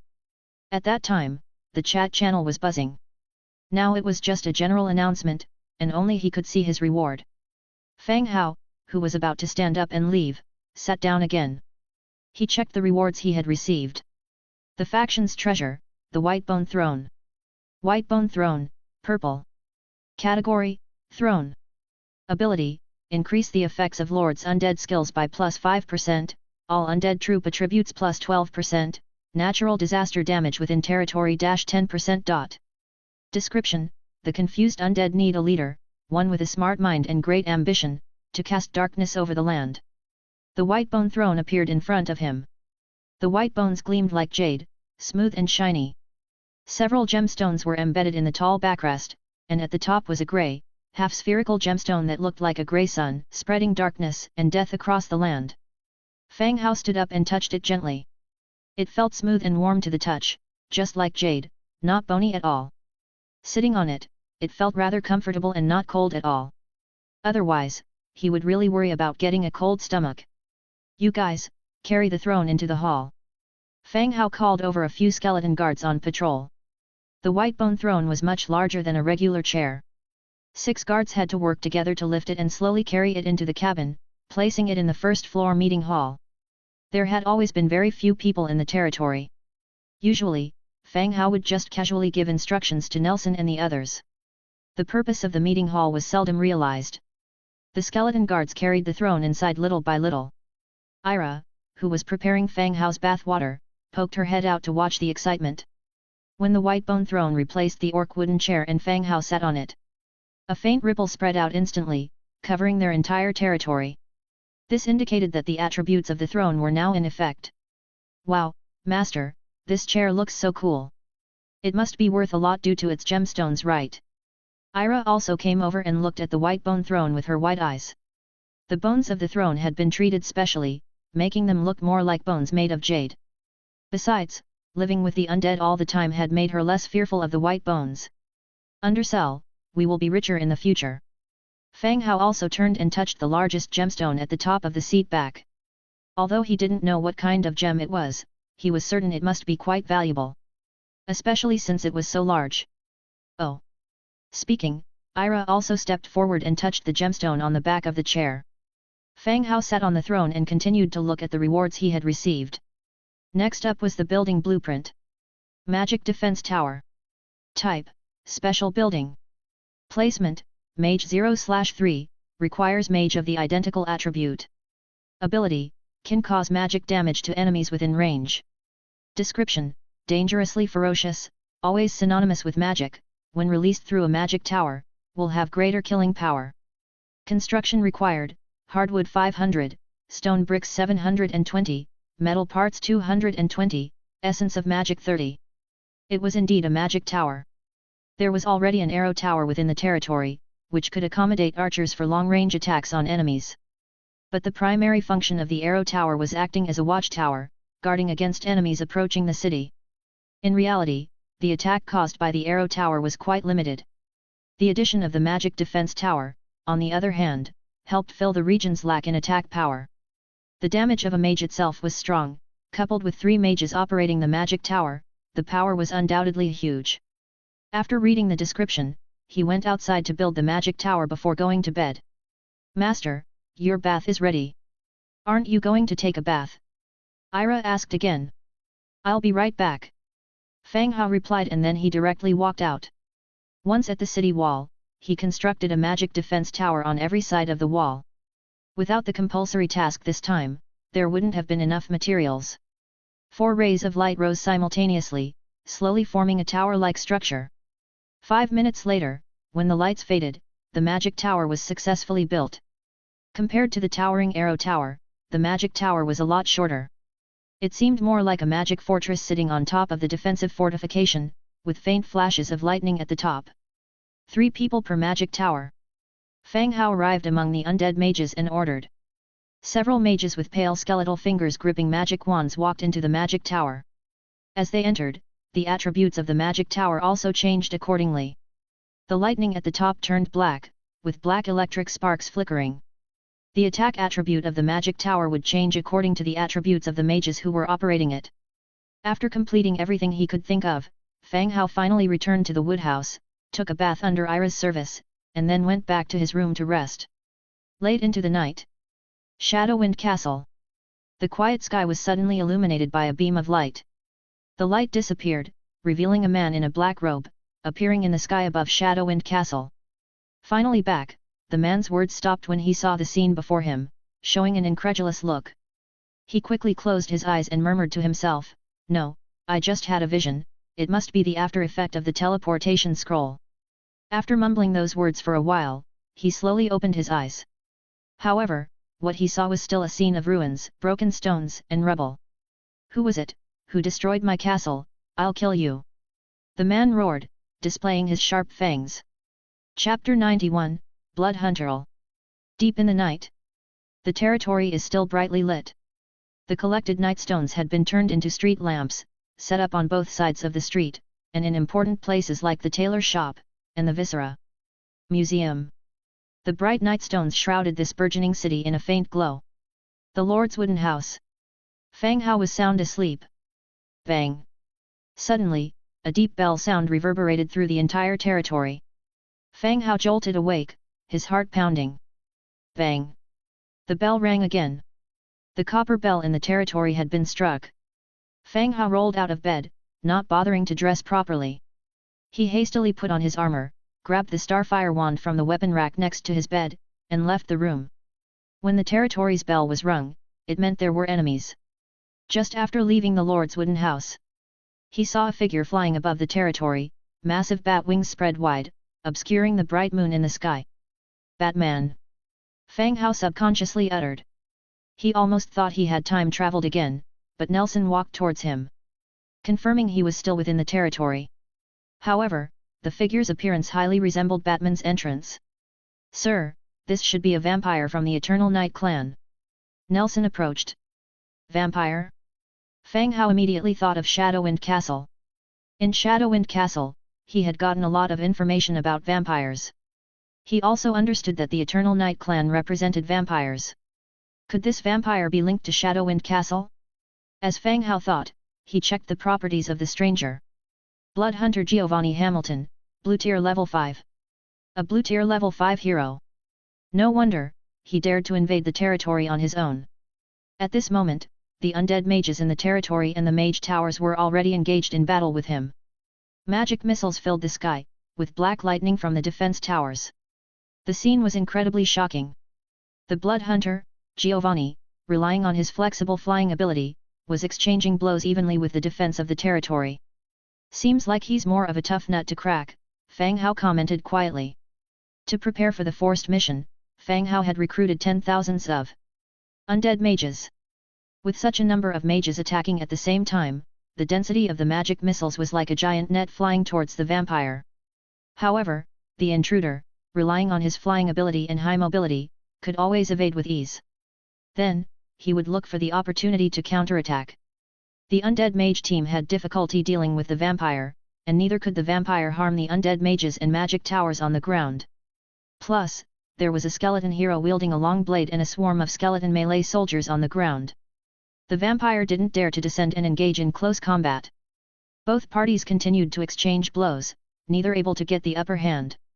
After dodging a scorching blade light in the sky, Giovanni's peripheral vision caught sight of two figures in the territory, engaged in conversation.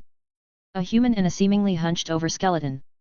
Standing in front of the main hall signifying the pair had special identities, they might even be the administrators of this city. Killing these low-grade, vast number of skeletons was pointless. It would be better to directly kill the leaders, then use his flight advantage to escape. With this thought in mind, after dodging some magic, Giovanni retracted his bat wings, dove from the sky, and attacked the location where the two were standing. Seeing the vampire rushing towards him, Fang Hao felt a tinge of anxiety inside his heart. Fang Hao raised his magic wand, ready to summon his guardian spirits to protect him.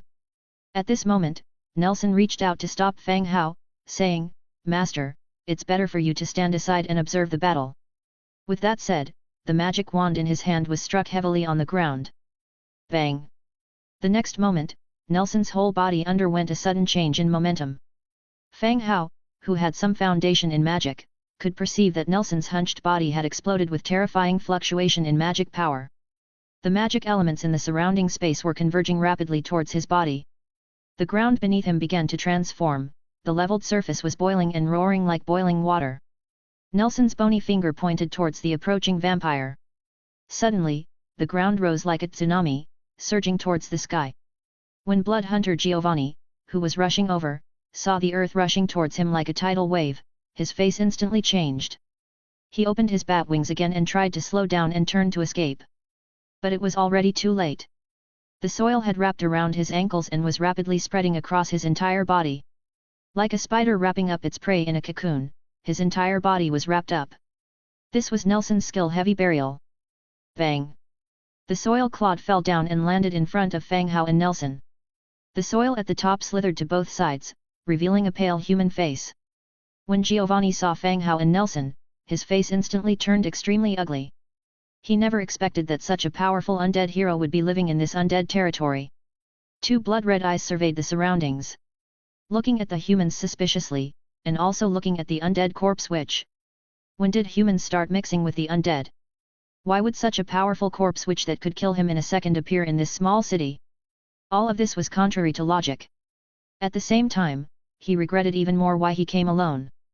But now, it was already too late for any words, he could only think of a way to intimidate the other party.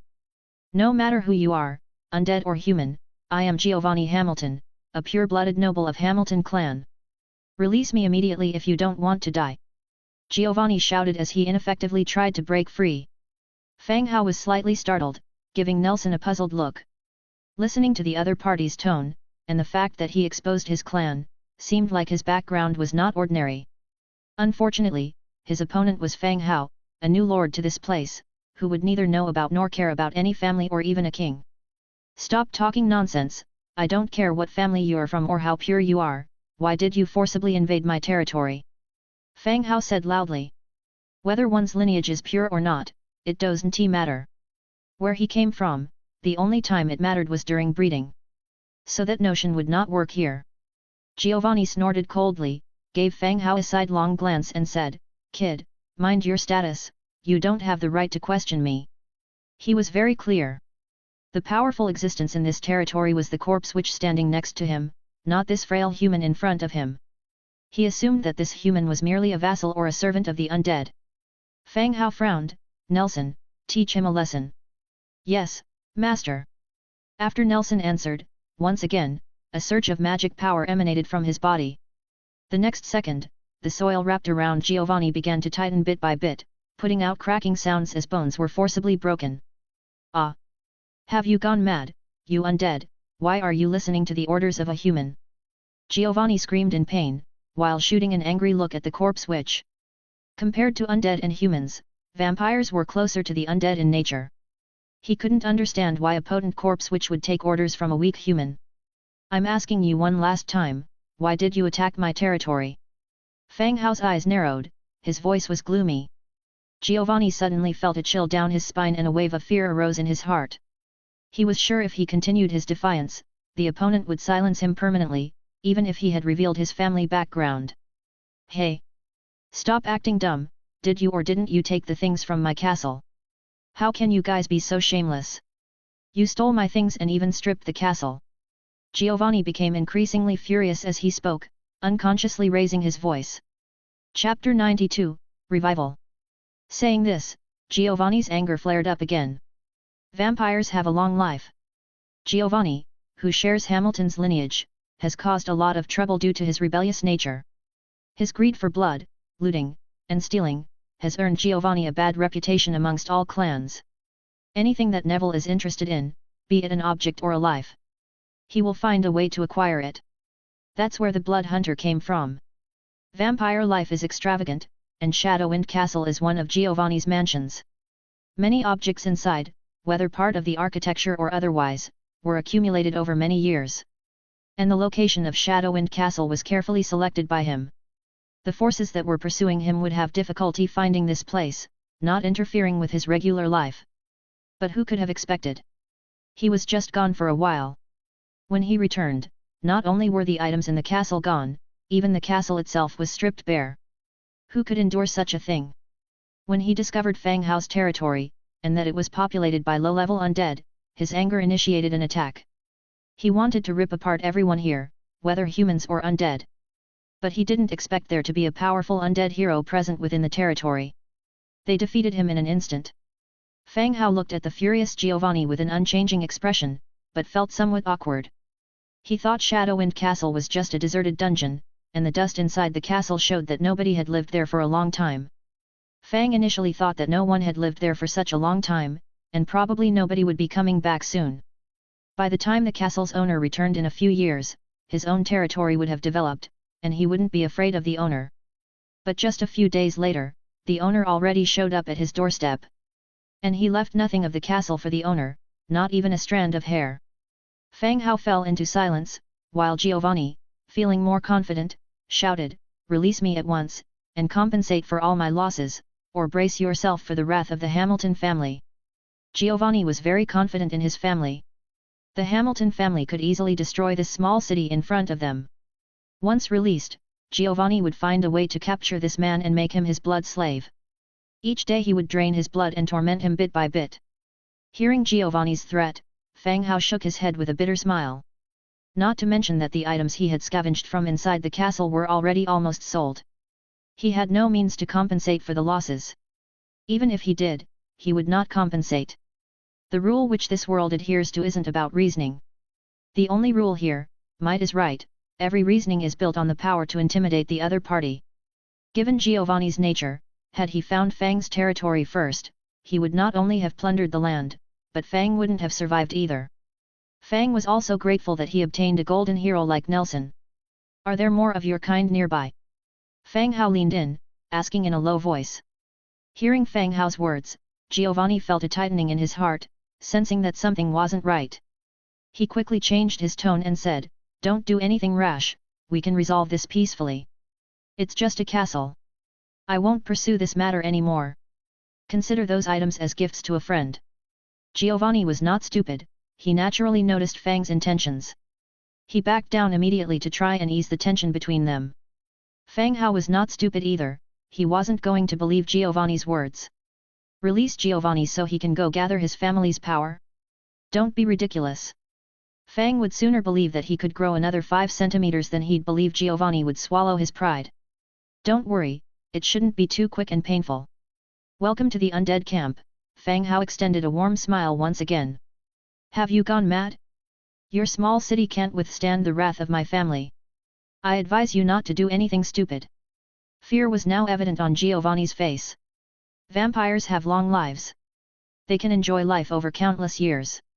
All of them, when faced with death, exhibit even greater fear. Fang Hao didn't say anything. Nelson slightly waved his hand, and the soil wriggled, covering Giovanni's nose and mouth once more. I leave it to you, Fang Hao said in a low voice. Nelson nodded slightly and continued, a pure-blood clan member, might yield some unexpected gains. With a gentle wave of his hand, 2 skeleton soldiers came over. They hoisted Giovanni, bound by the soil, and carried him into the Viscera Museum. Converting Fireblade into an undead hero last time consumed 5 days of Nelson's time. This time, who knows how many days it would take to transform Giovanni into a skeleton hero. Nelson left, and Fang Hao, yawning, returned to his lord's cottage to rest. The next morning, Fang Hao woke up from his dream. He rubbed his eyes and walked downstairs. Just as he reached the staircase, he collided with Ira, who was coming up the stairs. Ira's body lost balance momentarily, and she clung tightly to Fang Hao. The intimate contact allowed him to feel the softness of Ira's body. Master, Sir Nelson is waiting for you at the door, Ira quickly said, stabilizing herself. Fang Hao replied, heading downstairs. As soon as he walked out of the door, he saw Nelson sitting on a bench, with the viscera jar giving off a faint blue glow next to him. Good morning, Nelson, Fang Hao greeted with a smile as he walked over. Upon seeing Fang Hao, Nelson stood up and said, Good morning, my lord. Nelson held a special status in the territory, not just as the first hero under Fang Hao's command. His knowledge and abilities were extremely powerful. Especially his ability to transform enemy heroes into skeleton heroes affiliated with him. This was nothing short of a divine skill. Did you need something? Fang Hao asked. Yes, my lord, please look at this, Nelson handed over the viscera jar in his hand. Fang Hao had encountered viscera jars before. He had bought one from the skeleton merchant. Even though he knew they were used to hold human organs, he had never used one before and didn't know how to use it. But the viscera jar before him was different. The one he had bought was empty, but this viscera jar was already in use. Viscera jar. Category, Container. Ability, Revival. Revival, a viscera jar with the revival feature, refills the life value of combat personnel. Description, you can place the viscera jar with special abilities in the Viscera Museum, giving troops special abilities. This, looking at the attributes of the viscera jar, Fang Hao furrowed his brow. The 2 viscera jars in the warehouse were both empty. How come he now held a heavy one in his hand that also possessed attributes? Could it be one of his own? Lord, the viscera jar contains the organs of the vampire we captured. It has now gained special abilities, Nelson explained softly. Fang Hao felt a jolt in his heart. Could it be that the corpses of heroes could be preserved in viscera jars? Thinking about it, it didn't seem right. Fireblade, as the first one to be converted into a skeleton hero, didn't have his organs preserved as such. Fang Hao couldn't figure it out and decided to ask directly, what are the requirements for preserving organs in a jar? Or is there some kind of rule? Nelson just made a gesture of please, my lord, please. I will explain it to you on the way. Chapter 93, Trading Suspension. The two of them walked side by side towards the Viscera Museum. Along the way, Nelson provided some answers. My lord, the Viscera Jar is a magnificent invention of the Undead clan. It uses curses to seal away powerful forces and bestow this strength onto the soldiers, he said. Fang Hao nodded his head in half understanding. He asked again, does this sealing process have any requirements? What I mean is, can a Viscera Jar be used after anyone dies? This point piqued Fang Hao's curiosity. A Viscera Jar was a tool that could tap into limitless potential. It was like a skill card in a game, bestowing unique effects when paired with different soldiers. It could bring about various changes to ordinary soldiers. Fang Hao recognized the significance of these jars and treated them very seriously. Not exactly. Only those possessing ancient bloodlines or special talents can be sealed, Nelson continued to explain. This reminded Fang Hao of Giovanni from last night. The man had continuously boasted about his family and lineage. It seemed that his family indeed possessed a special bloodline. The pair chatted as they arrived at the Viscera Museum. Upon entering the hall, they immediately felt a chilling sensation that caused an involuntary shiver. Various microstructures were displayed in the Viscera Museum. There were burial grounds, underground cemeteries, halls of the dead, mage towers of the undead, and magic defense towers. All of these structures belonged to the Undead faction, excluding any special buildings. In front of each structure was a circular indentation, the same size as a Viscera Jar. Nelson continued, my lord, by placing a Viscera Jar in the corresponding area, the power of the jar will be bestowed on the soldiers. With that, he handed the Viscera Jar back to Fang Hao. After considering for a moment, Fang Hao placed the Viscera Jar of Revival in the indentation of the burial grounds. Clank!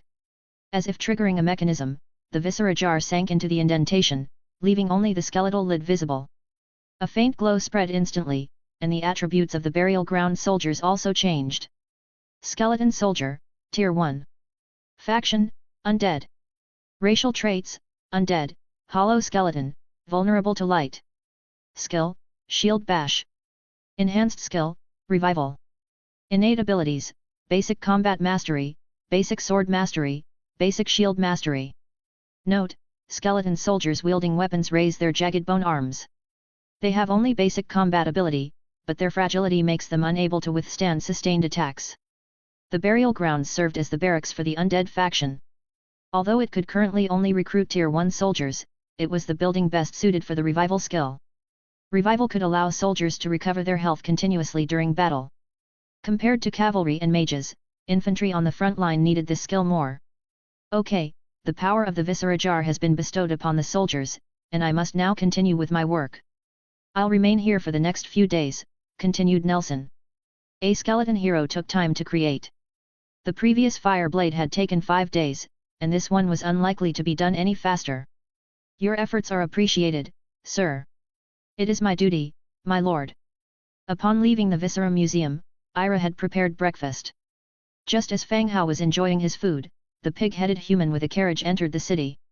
According to the plan, today was the day to deliver goods to the bronze bull at the Manam market. The pig-headed human, together with a caravan and 120 helpers, had set off early to reach Lord Fang's territory. Greetings, Lord Fang, Bolton saluted along with everyone else. Yes, why don't you all take a seat and I'll have someone prepare the goods, Fang Hao said. Having said that, he dispatched a skeleton soldier to lead the carriage directly to the warehouse. The pig-headed human stayed behind to wait. Bolton was no stranger to this place, but for most of the other pig-headed humans, it was their first time here. Facing an army of skeleton soldiers, they sat in their chairs, uncontrollably shaking their legs. From a great distance from the city, skeleton soldiers were already patrolling. The closer one got to the city, the more skeleton soldiers there were. Layer upon layer, it had now reached a terrifying level.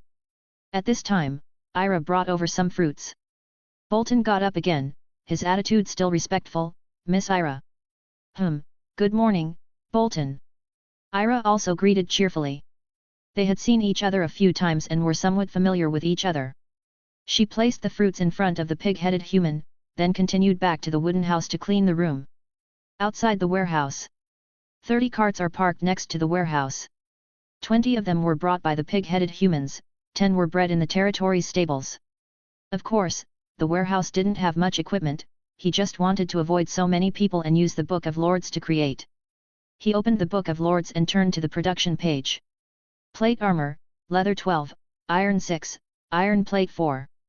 Arm guards, leather 5, iron 3, iron plate 2. The quantity of these two types was adjusted to 30. Triggered hundredfold amplification, obtained plate armor 30-30. Triggered hundredfold amplification, obtained arm guards 30-30. Clang, clang. One piece of equipment after another appeared, completely stacking up the surrounding open space. The plate armor rolled and collided, making a crashing sound. "Load the carts!" Fang Hao commanded. The accompanying skeletons took action, loading the plate armor and arm guards on the carts. After loading everything onto the carts, he led the convoy out. Bolton and the others were still sitting and waiting. Seeing Fang Hao come out, they immediately stepped forward. "All right, let's go." "Yes, master." The pig-headed humans took over the position of the cart driver. After putting the rejuvenation springs produced overnight on the carts, the convoy drove out of the territory in a grand manner, heading towards Manam Market. This time, Fang Hao brought 30,000 skeleton soldiers and 120 pig-headed humans. Ira and Fireblade of the territory stayed to guard the house and did not leave with him. After several hours of travel, Manam Market could be seen from a distance. All the skeleton soldiers were stationed in the distance, and he continued to move forward with the pig-headed humans. After the previous few visits, the Torrens had become familiar with Fang Hao, they simply inspected the goods and let him pass directly. He came to the chieftain's hall and handed all the goods to the Torrens. "Chieftain Talok, it's been a few days since we last met." Fang Hao smiled and greeted. Bronze Bull Talok also laughed and said, "Indeed, it has been several days, Fang Hao." A pair of bull's eyes once again carefully looked at Fang Hao. "Just a few days, and 6,000 pieces of equipment were delivered? This is simply unbelievable, even somewhat incomprehensible." The two chatted casually. Not long after, a Tauren guard walked in, whispered a few words in Bronze Bull's ear, and the guard retreated again. "Haha, friend Fang Hao, I am very satisfied with this trade, please wait a moment, my people are bringing your reward." The Bronze Bull said in a booming voice. I'm glad Chief Talok is satisfied, I still look forward to our future cooperation." Fang Hao continued. His two trades with Bronze Bull have made great use of Fang Hao's abilities. With the help of the hundredfold amplification, he easily earns Warfire coins. Therefore, he hopes to continue working with Bronze Bull to earn more Warfire coins. Hearing Fang Hao's words, Bronze Bull's face became serious. He said in a deep voice, "Friend Fang Hao, perhaps our cooperation will have to be suspended for a while." "Why?" Fang Hao frowned. Bronze Bull thought for a moment, then decided to reveal some information. "You come from the west, have you seen an undead city there?" Chapter 94, Slave Trader. Bronze Bull's face was serious, and Fang Hao's brow furrowed instantly. He never expected Bronze Bull to mention the city of Undead in the west of the Manam Market. No need to say more, he was talking about his own territory. Could it be that something is happening, which is related to his own territory? Guided by his curiosity, Fang Hao responded, "Yes, there is a city of Undead. Is there an issue with that? It seems like your territory is quite close to the city of Undead. It would be wise to relocate further away during this period, or else there might be consequences," Bronze Bull continued. Fang Hao furrowed his brows deeper, a sense of anxiety rose within him. Consequences? This was making him think about the possibility of a war. He started to wonder if anything had recently happened within his territory that could spark a war. He even worried whether the Manam Market would be affected and might have to suspend cooperation temporarily. Could it be because the news of him killing the vampire last night was leaked? Did that Hamilton family want to give him trouble? That shouldn't be the case. Given the circumstances, the vampire had been captured by Nelson and taken to the Viscera Museum before it could even fart. There was no chance for the news to spread. This was baffling. An unfamiliar sense of threat surrounded Fang Hao. It made him uneasy. Chieftain Teluk, relocating a city is no small matter. Could you at least tell me why so I can explain it to my people? Fang Hao pressed on. Bronze Bull fell silent. Apparently, there was something he wasn't able to elaborate on. After an extended pause in the quiet hall, Bronze Bull looked at Fang Hao earnestly and continued, "All right, in the land of Frostwind, there is a tribe known as the Skull Crusher tribe. It is rumored that they are preparing to attack the city of Undead." "An orc tribe?"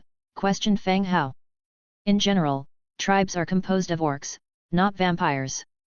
"Yes, a powerful and brutal tribe." Bronze Bull shook his head slightly. It seemed that even a powerful hero like Bronze Bull was deeply wary of this Skull Crusher tribe. "So how many soldiers will this Skull Crusher tribe send and what's the situation with their heroes?" Fang Hao asked further. Bronze Bull looked at Fang Hao curiously and shook his head slightly. "I'm unclear on those details, but the Skull Crusher tribe is notoriously brutal. As a human, you might be in greater danger." Bronze Bull did not have much information. He felt compelled to warn Fang Hao due to their successful collaborations thus far. He didn't want Fang Hao to be affected by the upcoming battle and risk his life. But what Bronze Bull did not realize was that the city of Undead he was talking about was actually Fang Hao's territory. There was no way Fang Hao could avoid this. Fang Hao took a deep breath and continued, "All right, when I return, I will consider it carefully." The two kept talking. After completing the inventory check for the equipment, a large box of Warfire coins was brought in. With a loud thud, it was placed in front of Fang Hao. "Received, 180,000 Warfire coins." A large box of glittering coins laid in front of Fang Hao. The Mana Market, serving as the trading hub for all the tribes in the area, had accumulated a vast amount of wealth. The reserves of Warfire coins had reached a shocking level. Possibly, even the larger tribes were unable to compete with the amount of coins that Bronze Bull had saved. This made Fang Hao realize that if he was able to establish his own market, a similar result might be achieved. He received this final payment, and as Bronze Bull has no new orders. They exchanged casual words before each went their ways. Fang Hao beckoned for Bolton to help load the box filled with Warfire coins onto the carriage. As they exited the chieftain's hall, a tall and robust demon orc wearing a large robe approached them. His thick fingers were adorned with gemstone rings. He sported a golden chain around his neck. Its thickness compared to a thumb, it glimmered under the sunlight, almost blinding people. He looked like the embodiment of a nouveau riche, flaunting his wealth. "Good afternoon, human friend, I didn't expect to see you again," the orc greeted warmly as he approached. Fang Hao examined the orc carefully. He found it hard to distinguish the differences between orc appearances. Unless they had distinct features, it was challenging to differentiate who was who amongst the orc race. But he had just walked out of the chieftain's hall when he saw the orc coming directly towards him. Rather than encountering him by chance, it felt like the orc had been waiting for him. "Good afternoon, can I assist you with something?" Fang Hao curiously asked. The orc cleared his throat softly, twirled the large ring on his finger, leaned closer, and whispered, "My friend, how was the taste of the rabbitman?" "Quite nice, right?" Fang Hao's brows furrowed, and he instantly recognized the orc. He was the slave trader who had exchanged Ira for his iron sword. "What do you want from me?" Fang Hao took a step back, avoiding the orc's breath. "Hehe, my friend, I have a new batch of goods here. Everything is in order, would you like to have a look?" The orc stepped forth. "You are so strong, one rabbit man would hardly suffice."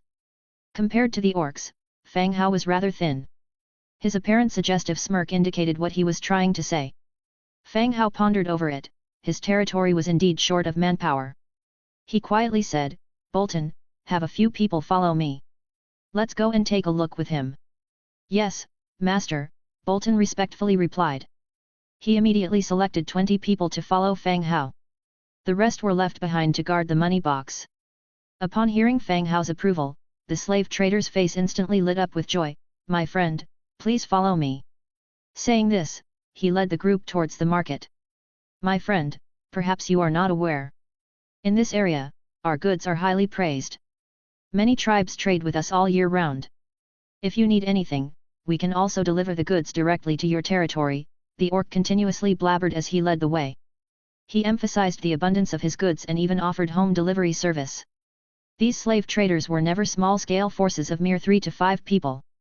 Those able to capture slaves everywhere they went always had a fairly significant force behind them. Some were even part of the larger tribe's businesses. Do you also do business with humans? Fang Hao asked while trailing behind. Since coming to this world, he had encountered orcs, vampires, and the undead, but he had yet to encounter any of the local humans. We do, of course, the orc glanced at Fang Hao and quickly added, but rest assured, we don't sell humans, haha. So you can relax. It seemed like he thought of something causing him to spontaneously clarify. Soon, they arrived at the place where the slaves were kept. An old warehouse, filled with a pungent odor, like walking into a sewer. Everyone couldn't help but cover their noses. The warehouse was massive, filled with black iron cages. Dirty hemp cloths covered the cages, blocking the view. Dozens of fully armed orcs stood guard at the front of the warehouse. Honored friend, please take a look, the orc said as he lifted the hemp cloth. Chapter 95, Purchasing Slaves. The orc slave trader pulled down the rag covering the iron cage. Bearing the rust-streaked, oily iron cage, and the rabbit people in it. These rabbit people were all females, their ragged clothes barely covering their vital areas. Huddled in corners, their bodies were shivering uncomfortably. The orc slave trader boasted, "My friend, these rabbits are all young and healthy and are great choices for both labor and as pets. Where else can you find obedient slaves like these? What do you think?" What a human would do with the rabbit girls was the best known to the slave trader. If they truly wanted slaves for labor, they wouldn't normally pick these weak rabbits. Fang Hao said nothing, but circled around the cage. Looking at the numb, beaten rabbits, he asked, "Are you sure these are healthy?" The slaves before his eyes didn't look healthy, and they were not as lively as Ira. The slave trader heard this. He picked up his stick, banged it hard on the cage bars, and shouted threats, "Put some energy into it, or I'll bury you all tonight if you don't sell." The ear-piercing noise from the iron cage caused the curled bodies within to stir slightly. "Friend, you know, in order to keep them obedient I cannot feed them too much. They are just hungry, certainly not sick." The slave trader continued to explain. In order to keep the slaves lethargic, they would control the food supply, leaving their slaves in a state of not starving but too weak to run. "My friend, these slaves are young and obedient, and when you don't need them anymore, you can sell them at a good price. You really won't make a loss, plus." The slave trader kept selling relentlessly on the side. These slaves were originally scheduled to be transported to the human city for sale, hoping for a good price. However, news of a possible war in the eastern tribes made them change plans. They had to sell these slaves as soon as possible. During their stay in Manam Market, he met the human who had bought the rabbit person before. He set his sights on Fang Hao. No matter what, he had to make the current human buyer purchase this batch of slaves, or he would be making a loss. "My friend, what do you think? Would you like to buy these rabbit girls?" The orc slave trader, with a parched mouth, asked again after licking his dry lips. Fang Hao looked at the rabbit girls in the cage, then at the slave trader. He hesitated then asked, "What's the price?" The old price, 60 warfire coins per person." The slave trader answered with a smirk. When selling Ira, he had taken 60 short swords in exchange. So, he now quoted the same price. He still believed that Fang Hao would accept it since they had a previous transaction. However, Fang Hao shook his head slightly. "One slave for 60 warfire coins. If you're sticking with this price, you can keep them." Iron swords and warfire coins were not the same thing. As far as Fang Hao was concerned, 60 iron swords were merely a day's consumption, but warfire coins were irreplaceable. Seeing Fang Hao's objection, the slave trader was slightly taken aback. They had traded at this price before, why the sudden change? "As you can see, we have always traded at this price, these slaves are definitely worth it." The slave trader continued. Fang Hao was unmoved and countered, "Fixed price, 10 warfire coins per person, 400 total for the 42 people. Take it or leave it, but let's not waste each other's time." "That's impossible, we would not make any profit," the slave trader said loudly. The value of slaves is not often high. Especially the feeble, thin, and hairless breed of rabbit people, they were hardly fit enough to be orcs. They wouldn't appeal to orcs. Only by transporting them to human cities could they get a higher price. Yet Fang Hao's attitude gave them the impression of indifference, as if he could buy or not buy their wares. This left the slave trader indecisive. He had to clear this stock, but the price seemed unbearably low. Just as the slave trader hesitated and pondered over more pleas, Fang Hao turned and began to walk away. Which gave the slave trader a jolt. He hastily replied, "Sold, my friend, I'll sell." Upon hearing the slave trader say he would sell, only then did Fang Hao halt his steps. "Bolton, give him the money." Bolton took 4.00 Warfire coins from his bag and handed them over. The slave trader took the coins and handed Fang Hao the slave contracts, 42 in total. From this moment on, these rabbit girls were under Fang Hao's ownership. "All right, get your spirits up. This human is your new master." The slave trader boomed, herding every single slave out of the cage and in front of Fang Hao. This was a crucial step, letting the buyer see that their purchased slave was not impaired. The rabbit girls stood in a line. As the slave trader promised, these chosen rabbit girls were young, and their figures catered to human tastes. With their lowered heads and drooping ears, they looked spiritless. Wearing only shabby clothes, they barely concealed their ample chests and perky behinds. A simple movement exposes a great deal of skin. Luckily, orcs had different beauty standards, otherwise, these rabbit women would likely not be in this place. "Take them to the cart and prepare food for them," Fang Hao ordered. "Yes, my lord." Bolton immediately arranged for people to escort the freshly purchased slaves to where the carriage was parked. Having dealt with the slaves, the orc slave trader was still counting the Warfire coins on the side. "In future, if there are such orcs available, regardless of gender, they can be sold to me. It's the same rate or payable in iron swords," Fang Hao said quietly. The slave trader, who was counting Warfire coins, was slightly surprised. He confirmed with suspicious eyes, "You also want male rabbit people?" He thought, this human is really a deviant. "Yes, not only the Rabbitman clan, but I'm also interested in other orc clans that are similar to humans, those who are easy to manage. I have a large territory that needs to be developed. Do you understand what I mean?" Fang Hao lightly slapped his shoulder. "Oh, I understand, I understand." The slave trader replied subconsciously, not knowing if he truly understood. Immediately after, he added, "Recently, the situation in this region has been a bit chaotic, so the matter of the slaves might be delayed for some time." When you deliver the slaves, I will pay you then." Fang Hao was not in a hurry either. "All right, in that case, I will give you a gift as a token of our long-term collaboration." The slave trader pulled out a shell from his robe and handed it to Fang Hao. Fang Hao held it and inquired curiously, "What is this, a seashell?"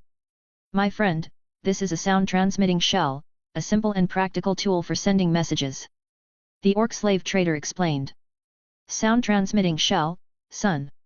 Description: can be used to receive messages from the mother shell. Sound-transmitting shells come in pairs, a mother shell and a son shell. Speak into the mother shell, and sound can be heard from the son shell. In other words, the gift the orc was giving Fang Hao was only for his own convenience when he has merchandise, it was otherwise useless. The orc was quite shrewd, he knew how to do business. Fang Hao stored the shell, chatted with the orc for a bit more, and then turned to leave. Chapter 96, Fighting Tooth Girl. After bidding farewell to the slave trader, Fang Hao went straight to the tavern. He pushed open the door of the tavern. Inside the tavern, it was still bustling as usual. Beastmen of various races were drinking and chatting, shouting loudly. Fang Hao was no stranger here and the tavern owner knew him well. "What'll you be having?" the Tauren owner asked. Fang Hao came to the tavern to replenish some spices for his territory and to see if there were any new single-page maps available. "Honey wine, please. And prepare the same spices as last time for me," Fang Hao said softly as he sat at the counter. "All right, wait a moment." The owner wiped his hands with a cloth and began preparing what Fang Hao needed. Fang Hao turned his gaze to the posting board next to him. It usually had some information on it, like bounties from various tribes, or maps brought by merchants. The map of the mine and the monster outpost Fang Hao got last time were obtained from here. There was a single-page map available today as well. Map: Unknown Cave. Category: Single-page map. Description: a map drawn by a traveling merchant, recording the route and terrain of unknown ruins. Interested in the map? The Tauren owner came back over, placing the honey wine in front of Fang Hao. "Yes, I'll take the map and these slave contracts," Fang Hao declared directly. This map is a bit more expensive, it costs 3 warfire coins.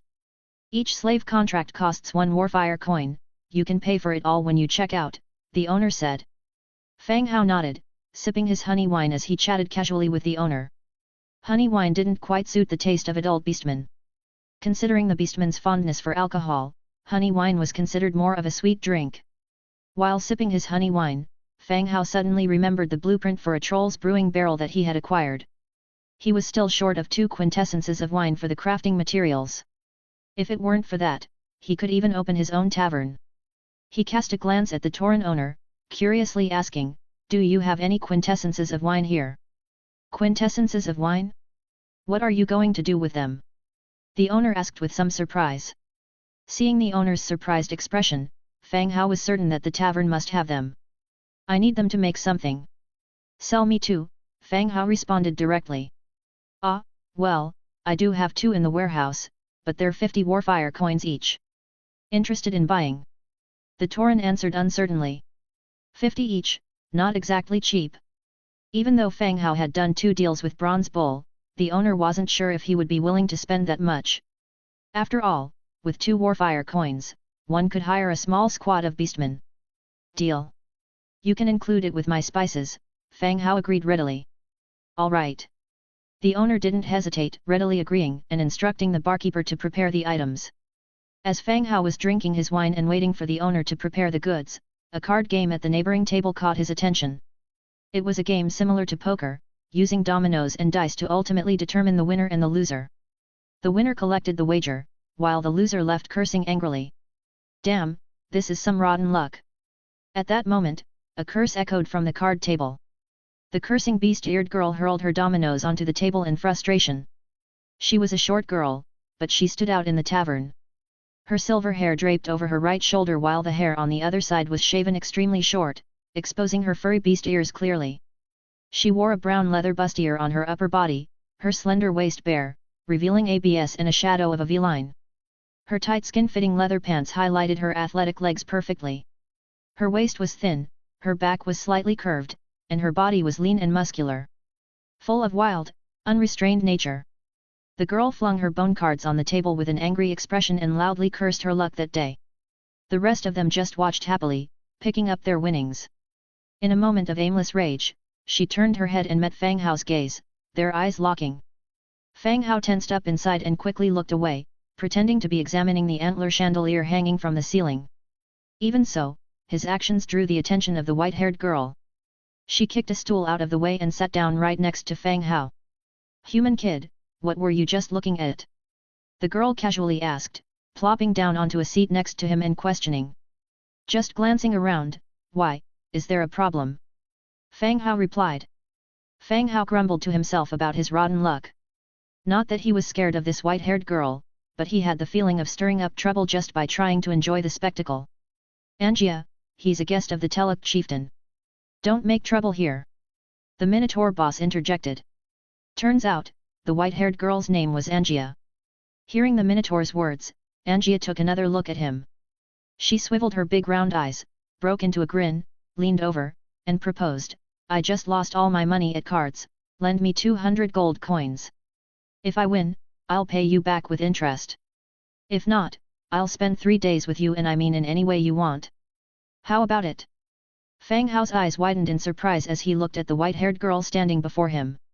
She changed her attitude so quickly and spoke so straightforwardly. It almost felt like there was something wrong with her brain. "Angia, play your cards, don't bother the guests," the Minotaur boss continued. But the girl didn't pay any mind to the boss's words. She persisted, "What do you think? Want to consider it?" The people around them started to chuckle quietly, waiting in anticipation for the upcoming scene. 200 gold could get me 20 of you, no difference. "Why would I lend it to you?" replied Fang Hao. He had just bought a whole lot of rabbitmen, all looking pretty decent. 200 gold for 3 days, even if she really was willing to spend 3 days with him, it wouldn't be a good deal. "Humph. I'm a hero, no ordinary goods. You're telling me 200 is too much?" Angia huffed, noticeably upset. This made Fang Hao even more surprised. He quickly checked her properties. Fighting Tooth Angia, Blue rank 7 hero. Turned out, she really was a hero. No wonder this humanoid beast with human-like appearance can act so arrogantly and rudely in the tavern without anyone stopping her. The tavern owner could only mention the bronze bowl teluk to suppress her a bit when she was causing trouble to Fang Hao. But what species was this girl of? So domineering and provocative, a leopard? What do you think? It's quite enjoyable to be accompanied by a hero for 3 days. You won't lose on this deal for 200 gold, right? Angia said with a smile. Tavern, hero. Fang Hao stroked his chin and nodded slightly, not bad. You wouldn't regret this, would you? As Angia, I never go back on my word, Angia continued. Okay, I agree. I don't have Beostead gold, I'll give you Warfire coins instead. Fang Hao promptly brought out 40 Warfire coins and pushed them towards Angia. Alright, wait for me to earn you a fortune. Angia snapped up the Warfire coins and walked back to the card table, yelling loudly, come on, watch me make you all beg for mercy. Then, the crowd continued the card game that they were playing earlier. At the front desk, the Minotaur boss sighed lightly, let it go. Spending this money will save you further troubles from Angia. Hey? Hearing the boss's words, Fang Hao looked again at the card table. It seemed that Angia's card luck was infamously bad in this place. Chapter 97, Where are you running? Is this Miss Angia audacious enough to create a commotion in the city? Fang Hao asked in a low voice. The Manam market does have special regulations. No one is allowed to loot or fight inside the city. That's why Fang Hao, a human, dared to swagger about in the city.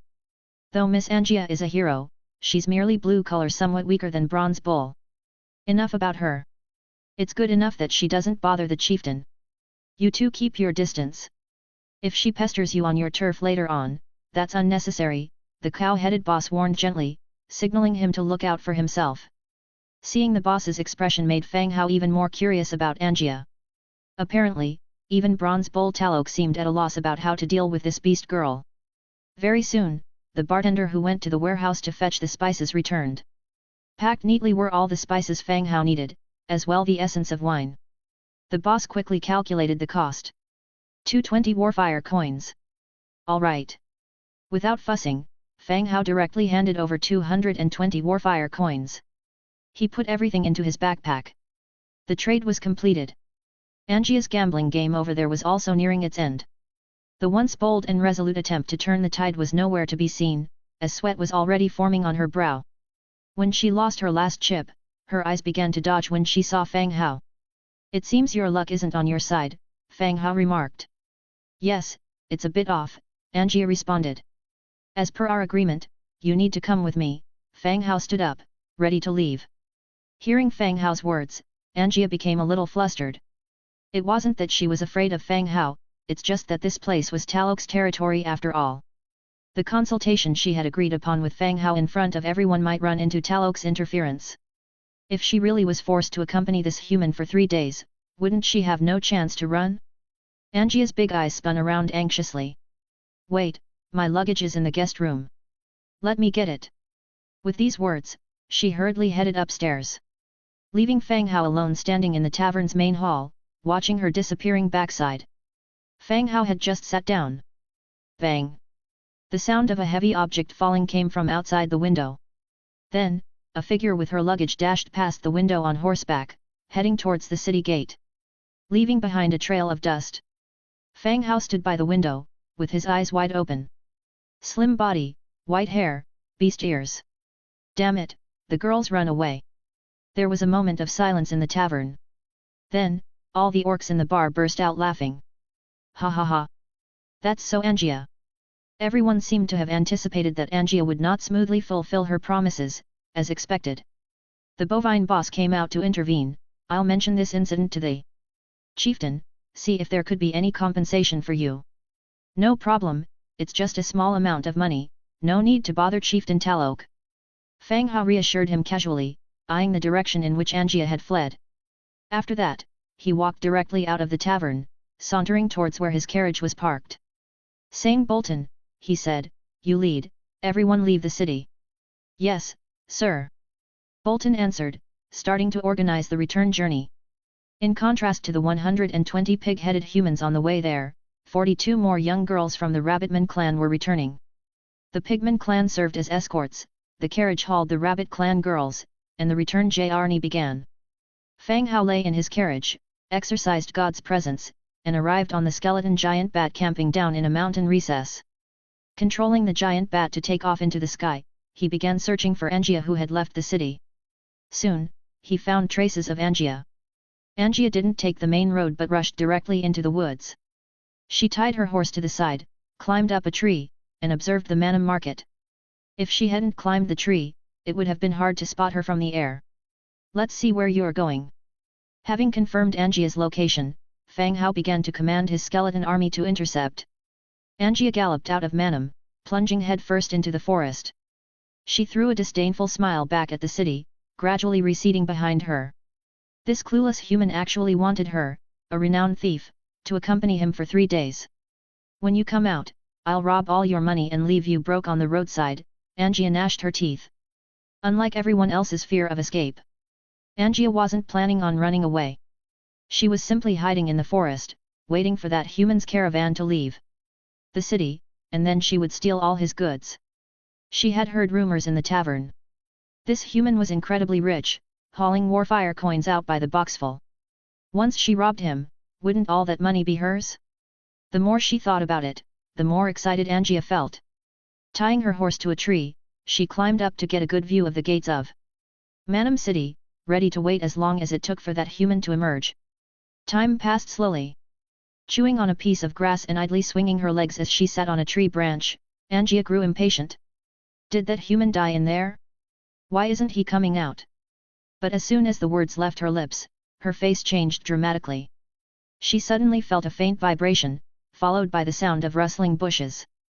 Glancing around, she saw a dense skeleton army forming a circle, closing in on her. Angia was stunned. She rubbed her eyes incredulously. What was going on? A massive undead army here? It was impossible.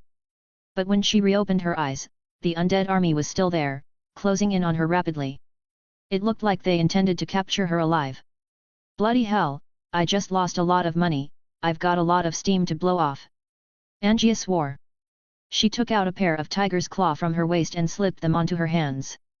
The next second, she leaped from the tree and punched a skeleton in the skull. Crack! The skull shattered with a resounding break. This kind of injury didn't hinder a skeleton's movement, it raised its iron sword and swung it down at her.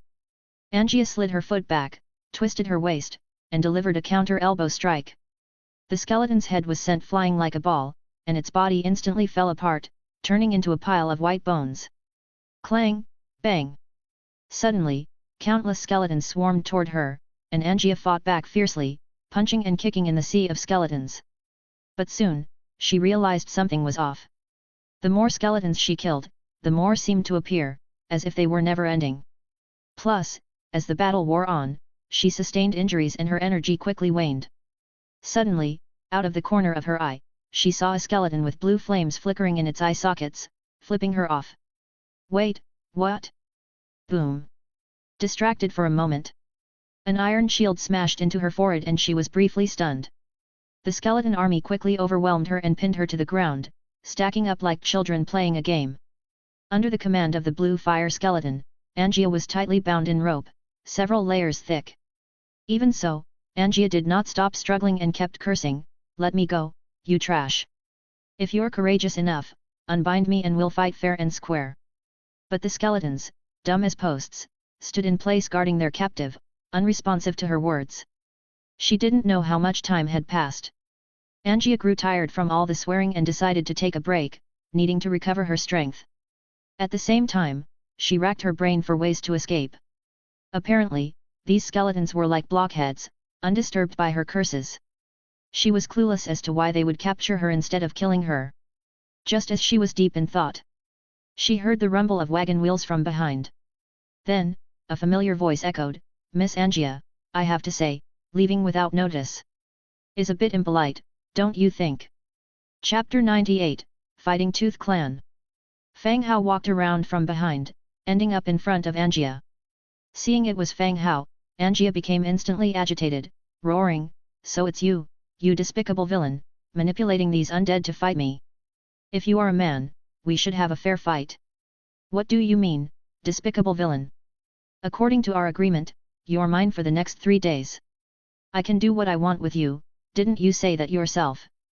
Fang Hao sat down in front of Angia, staring directly into her eyes. You. I will repay you. Angia tipped her head back, the expression on her face clearly saying, my word is my bond. Fang Hao fought back a laugh at Angia's antics. Did he look like a fool? She borrowed money from him in the bar, didn't repay and took off. And now, having been caught, she was acting as though she was wrongfully accused. Was this not an insult to his intelligence, indirectly suggesting that he doesn't appear too clever? Give me 40 warfire coins right now, or you'll have no choice but to come with me, Fang Hao said seriously. Angia looked around at the undead army. She was starting to regret it now. Who had ever heard of a human controlling so many undead? Who would want to go with you? I don't have any money on me right now, but I promise to pay back the principal amount with interest, Angia continued. She had lost all of her capital. Where would she get money to repay Fang Hao? Fang Hao sneered, well, there's nothing more to be said then. Kill her, she'll make a good skeleton. As soon as he said that, the skeleton soldiers nearby lifted their razor-sharp weapons. Wait! Wait! Angia yelled out in panic. Fang Hao halted the skeleton, smiled, and said, relax, it only hurts for a moment. Then it gets better. What the hell are you up to? What good does it do you to kill me? If I'm dead, who will return your money? Angia yelled back. Angia was suffering. Was this guy even human? Just for 40 warfire coins, he had mobilized tens of thousands of undead to surround her, and now he wanted to kill her and turn her into a skeleton. Was it really necessary? You know my secret now. I can't let you leave. There's no other choice but to kill you. Don't worry, I won't tell anyone, Angia said loudly. Kill her, Fang Hao repeated his command. The skeletons in the crowd, who had just lowered their weapons, raised them above their heads again. At this point, Angia could only helplessly close her eyes. Hold on. My lord, why not give her a chance and let her atone for her errors by becoming your slave? Pigman Bolton came over hurriedly and suggested in a whisper. Fang Hao once again stopped the skeleton about to strike and fell into deep thought. He asked in a somewhat hesitant voice, Angia, are you willing to sign the hero's contract with me? With tears in her eyes, she gritted her teeth and said forcefully, I am willing. After saying that, the sound of Angia's soft sobbing could be heard. Fang Hao opened the Book of Lords, turned to the hero's contract page. He went behind Angia, made a small cut at his fingertip, and pressed it on the hero's contract page. The next second, a faint light enveloped Angia and entered her body. At the same time, Fang Hao received a system prompt that he had obtained the hero Fighting Tooth Angia. Fighting Tooth Angia, current loyalty, 55. That's really too low. If he didn't have the hero's contract, she might even consider killing him at such a low point. Hero's contract and slave's contract function similarly. They enforce rules to the existing subordinate relationships. That is, it prevents actions that would harm the master. Moreover, the master has the power to decide the life and death of the other party. Once this contract is signed, the signee loses their freedom and becomes at the mercy of the master. After the contract is completed, Fang Hao immediately checked her attributes. Fighting Tooth Angia, Blue 7th level hero. Faction, Orc. Template, Blue. Racial traits, Living creature, Poison resistance, Fond of fighting. Legion skills, Pathfinding, Infantry commander. Skills, Fist dance, Red tooth, Divine warrior training, Never fear the strong. Innate skills, Advanced body technique mastery, Advanced tactical mastery, Advanced physical fitness mastery. Living creature, this type of soldier can be healed and be affected by morale, emotions, and etc., immune to bone manipulation technique and similar abilities. Poison resistance, dilutes internal toxins while in a coma after poison onset. Fond of fighting, all attributes increase in excited state. Pathfinding, the unit leading the troops does not get affected by rough terrain and marches at a normal speed. Fist dance, proficient in using physical attack moves such as rushing punches, breaking tiles, and causing landslides. Red tooth, elbow strike, deals 200% of standard damage. Divine warrior training, better control the boiling power within, continuously causing harm to the enemy. Description: What? There are still living members of the Fighting Tooth clan. The Fighting Tooth clan is the most unusual among the orcs. they fear no other clans, no matter how powerful, leading to their extinction. Angia's attributes are not bad. The describable content always feels familiar to Fang Hao. Alright then. Though her loyalty isn't high, she's his hero now anyway. Looking at the silently weeping Angia, Fang Hao forced a bitter smile, feeling like he had perhaps frightened her excessively. Untie her. The pigman pulled out the iron sword at his waist, cutting all the ropes binding her.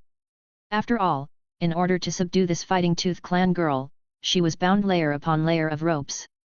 Alright, stop crying.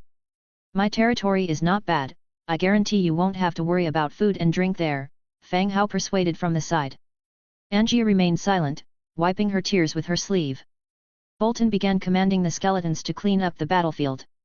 This battle resulted in quite the loss of skeleton soldiers. The ground was littered with scattered white bones, and dropped equipment. When everything was ready, everyone got back on the carriage. Under the escort of skeletons and pigmen, they headed towards the territory. Except for the newly joined Angia, there were also 42 bot slaves from the Rabbitman clan. Angia merely felt wronged in her heart and kept wiping away her tears. The other bunny girls, however, were scared to the point of turning pale by the platoon of skeletons. They thought they had been sold to a human master.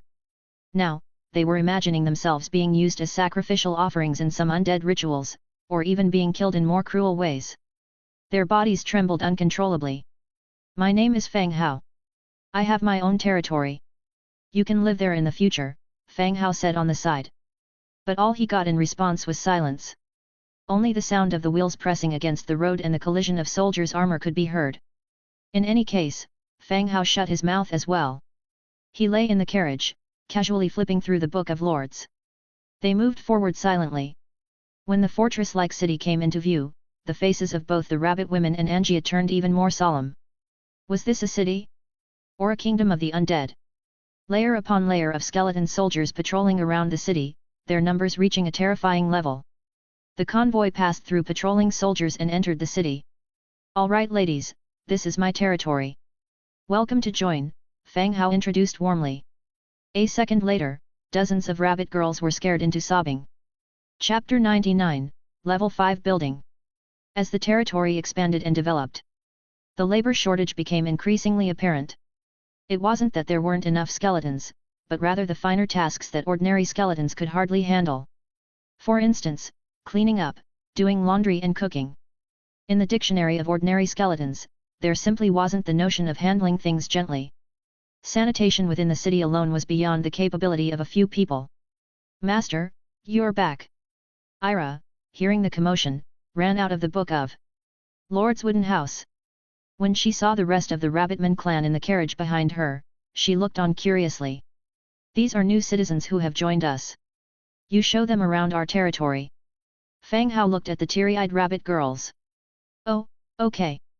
Ira, seeing her own clan, had a joyful expression on her face. In a territory filled with the undead, having a few clan members became extremely important.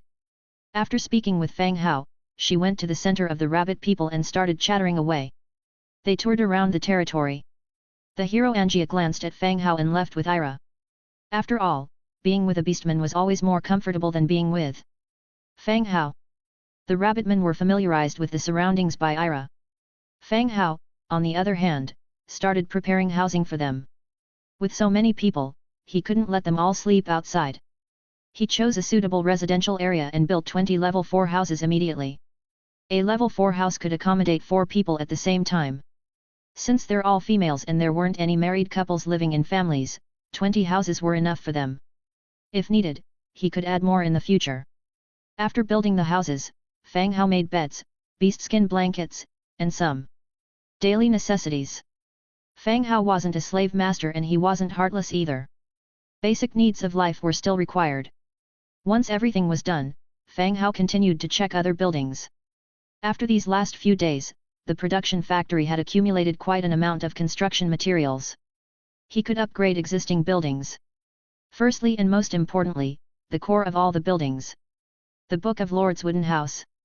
Level 5 Book of Lords Hall, wood 3,500, stone 2,200, hardwood 1,200, brick 1,000, hemp rope 550, iron 220. He previously lacked hardwood and bricks, but now he had enough to build. Upgrade. In an instant, a beam of light enveloped the Book of Lords wooden house, and when the beam faded, a magnificent 3-story stone building stood before him. Level 5 Book of Lords Stone Tower. Owner, Feng Hao. Ability, Production/Collection plus 2%, Troop Movement plus 2%, all attributes and L°/O. Current buildings, Level 4 Underground Cemetery, Level 4 Warehouse, Level 4 Burial Grounds, Level 4 Lumberjack's Hut, Level 4 Ranch, Level 2 Spiritual Field, Level 4 City Wall, Level 4 Arrow Tower, Level 4 Courtyard of the Departed, Level 4 Undead Mage Tower, Market, Sanctuary Tower, Rejuvenation Spring Well, Statue of the Harvest Goddess, Skeleton Conversion Field, Viscera Museum, Level 4 Stable. Note, Core Building of the Territory. Upgrade materials required, wood, 6,200, stone, 4,500, hardwood, 3,200, brick, 4,000, iron, 500, metal parts, 320. Upon attaining level 5. The Book of Lords wooden house was now referred to as the Book of Lords Stone Tower. The entire structure was built from stone bricks, making the structure sturdier and grander. Apart from that, there was also an additional ability.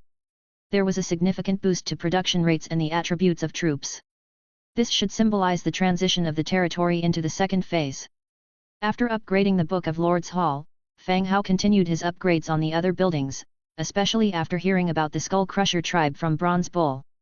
Feng Hao turned his thoughts around repeatedly, but could not find any information about the Skull Crusher tribe in his mind. But the undead territory west of Manam Market was referring to himself, there was no one else. Thinking about it, he upgraded city walls and arrow towers to level 5. He looked at his resources. The undead base's facilities were all at level 4. To upgrade to level 5, the need for hardwood and brick was a given, but what was lacking the most was shadow stone. Among those left in his warehouse, there were only 18 pieces of shadow stone. Shadow stone quantities weren't enough for building both the level 4 Undead Hall and the level 4 Undead Mage Tower. This was only enough to construct the burial grounds. Level 5 Burial Grounds, wood 2,400, stone 3,500, hemp rope 600, hardwood 220, bricks 150, shadow stones 15. The burial grounds serve as the barracks for the undead faction. Standard undead infantry can be recruited here. Upgrade. Level 5 Burial Grounds. Recruitable units, Skeleton Warrior/Skeleton Spearman, Tier 2. Recruitment requires, 2x Wriggling Spine. Abilities, Revival, Viscera Jar Augmentation, Upgrade. Note, this structure can recruit faction soldiers. Upgrading the structure unlocks new types of soldiers and higher tiers. Upgrade requirements, wood 3,200, stone 4,300, hemp rope 700, hardwood 440, brick 350, shadow stone 20. Upgrade, upgrades recruited units to a higher tier, up to 100 units. Each unit takes 5 minutes. Yet, Feng Hao tightly clenched his fist. When the burial grounds were upgraded to level 5, the names and tiers of troops also changed. The skeleton swordsman became the skeleton warrior. The skeleton spearman became the skeleton spear bearer. All ranks from Tier 1 rose to Tier 2, which greatly improved the overall combat power of the troops. The upgrade function of the building could promote the recruited Tier 1 skeletons to a higher tier. With a direction for advancement, Feng Hao began to arrange shifts for the skeleton soldiers to upgrade. After all, patrols cannot stop within the territory. Just as he finished arranging, Feng Hao was about to continue reading the Book of Lords when he heard Ira calling him and rushing over. "Master, we're back." Ira returned with the newly joined rabbit women. The returning rabbit women no longer had their initial tense expressions. They had taken a tour around the territory with Ira and learned more about Feng Hao and the territory. They knew that Feng Hao wouldn't hurt them easily, and he wouldn't turn them all into skeletons. Moreover, he wasn't as ferocious as other slave owners. They could be well fed and housed. By the end of it, all the rabbit women looked not just relieved but even hopeful. If things were really as Ira said, then they were genuinely fortunate to serve such a good master. Being well fed and having a roof over their heads were not luxuries that all slaves could enjoy. Where's Angia? Feng Hao looked back at Ira, but he didn't see Angia. "Ah, Miss Angia is chatting with Mr. Soy, so we came back first," Ira said. Alright, there are daily necessities here, one set for each of you. Allocate the housing yourselves, 3 people to a room, said Fang Hao to the newly joined rabbit women. Thank you, master. The group of rabbit women hurriedly expressed their thanks. Ira, you take a few people to cook, make it a lavish spread tonight, consider it a welcome dinner for everyone, Fang Hao continued. Yes, master. Ira agreed, and led the rabbit women to the kitchen. Fang Hao proceeded to the tailor's shop to see what Angia and Soy were discussing. As he approached the tailor's shop, he saw Angia sitting there big and tall, while Soy, the skeleton tailor, was cowering in a corner, looking like a hostage rather than an undead. As he entered, he heard Soy saying, Miss Angia, I can't play cards and I have no money, please don't bully me. Chapter 2, Brewing Barrel. It doesn't matter if you can't, I can teach you. You'll get the hang of it after playing it for a few times, Angia continued. I have work to do. I really don't have time. Soy, still sitting by the side, refused. Fang Hao was speechless upon seeing the scene in front of him. Up until now, Ira was still somewhat resistant to the undead, conversing with Soy seldomly aside from essential matters. Isn't it said that living creatures resist the undead? But Angia seemed to be quite familiar with it, having already engaged Soy in conversation. Ahem. Fang Hao cleared his throat and walked to the pair. Lord, Soy greeted respectfully. Seeing Fang Hao approaching, Angia's expression stopped for a moment as she stood up, not saying anything. Angia, what are you doing here? Chatting, what's wrong with that? Can't a person talk, said an arrogant Angia, lifting her head in response. I'm just coming to let you know that if you don't hurry over, all the good rooms will be taken by others. Then, only the rooms no one wants to live in will remain, Fang Hao stated casually. You. Angia bit her silver tooth and glared at Fang Hao viciously. She's a hero, isn't she? Let alone assigning her a special room. And now he informed her at such late notice. Doesn't it mean that the rooms are now occupied by other people? Thinking about it, she got up and rushed towards the residential area. Only after Angia left did Soy feel free, and asked, Lord, are these orcs the new members you've recruited? Yes. From now on, they will be the inhabitants of the territory. You should also keep track of which areas need manpower in your work, and I will arrange it accordingly, Fang Hao said. The Rabbitman clansmen are weak and gentle, and some powerful orcs don't recognize them as part of the clan. But in Fang Hao's view, the Rabbitman clan is currently the best choice for territory population. The Rabbitman clan are smart and diligent. They complete all orders given by Fang Hao meticulously. This point alone is far superior to those orcs who roar and fight all the time. As the territory gradually expands, he also needs manpower to handle all sorts of chores, then these Rabbitman clansmen will be a good choice. After all, the skeleton soldiers will be responsible for fighting. They are mainly responsible for rear services. All right, Lord, I will consider this, Soy nodded in understanding. Go ahead with your work, tell me directly if you need anything. Yes, Lord. Having bid farewell to Soy, Fang Hao also returned to the Lord's stone tower. Angia was standing in front of the stone tower, seemingly waiting for Fang Hao's return. Did you choose? Asked Fang Hao as he came over. What do I choose? The rooms have all been snatched up by others, and how could you ask me, a hero, to share a room with them? Angia's eyes widened, and she gritted her teeth, as if asking if Fang Hao didn't respect heroes. No matter which tribe or human city-state. Heroes are quite rare. Normally, they are either the clan leader or the core members among their forces. Yeah, that makes sense. I'll build you a separate one, where you can live alone, Fang Hao felt justified after hearing her reason. Even though he forcefully signed a contract with her. Angia is indeed strong, and loyalty is also very important. We have to take into consideration her feelings. No need, I'll live here, Angia pointed at the Lord's stone tower. But that's where I live, Fang Hao exclaimed in surprise. I'm not taking the whole place. And I've looked, there are still many empty rooms inside. I want the one on the second floor facing south. Arrange for someone to decorate it with carpets and a nightstone chandelier from the warehouse for me, Angia clearly arranged for herself. She had even chosen furniture from the warehouse that suited her needs. Lord Level 5 wooden house once again expanded, from 4 rooms directly to 6 rooms. The building spanned a larger area and had the semblance of a small castle. The two new rooms were located, one on the first floor and one on the second floor. The one Angia selected was on the second floor, the height was just right, and the lighting was also excellent. Don't you consider having a house for yourself? It can have several rooms. Fang Hao continued. No need, I'll stick with this one, said Angia. Fang Hao gave it a thought and apparently didn't find any major problems. Angia signed a contract with him, even if the level of loyalty was not high, she would not do anything to harm him. With the safety issue guaranteed, giving her a room wouldn't pose any problems. I can agree, but you have to promise that you will follow the rules of the territory in the future, Fang Hao proposed an exchange condition after giving it some thought. All right. Angia quickly agreed, and without waiting for Fang Hao to finish speaking, she rushed into the stone tower to check out her room. Fighting Tooth. Angia's loyalty to you increased by 20 points, the current loyalty is 75 points. The system prompt followed closely after Angia rushed into the room. She's that happy just for getting a room? It increased 20 points directly. Among the heroes, Angia is of a ranger type, without a fixed dwelling or clan. She is prone to cause troubles, and many clans have large objections towards her. She had been living in open cities like Manam Market all along. Now that Fang Hao has given her a room, it's the first time she has her dwelling since she became a hero. It's only natural for her to feel inexplicably happy.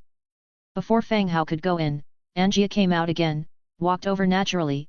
Assign a few skeletons to me, I'll move my furniture in.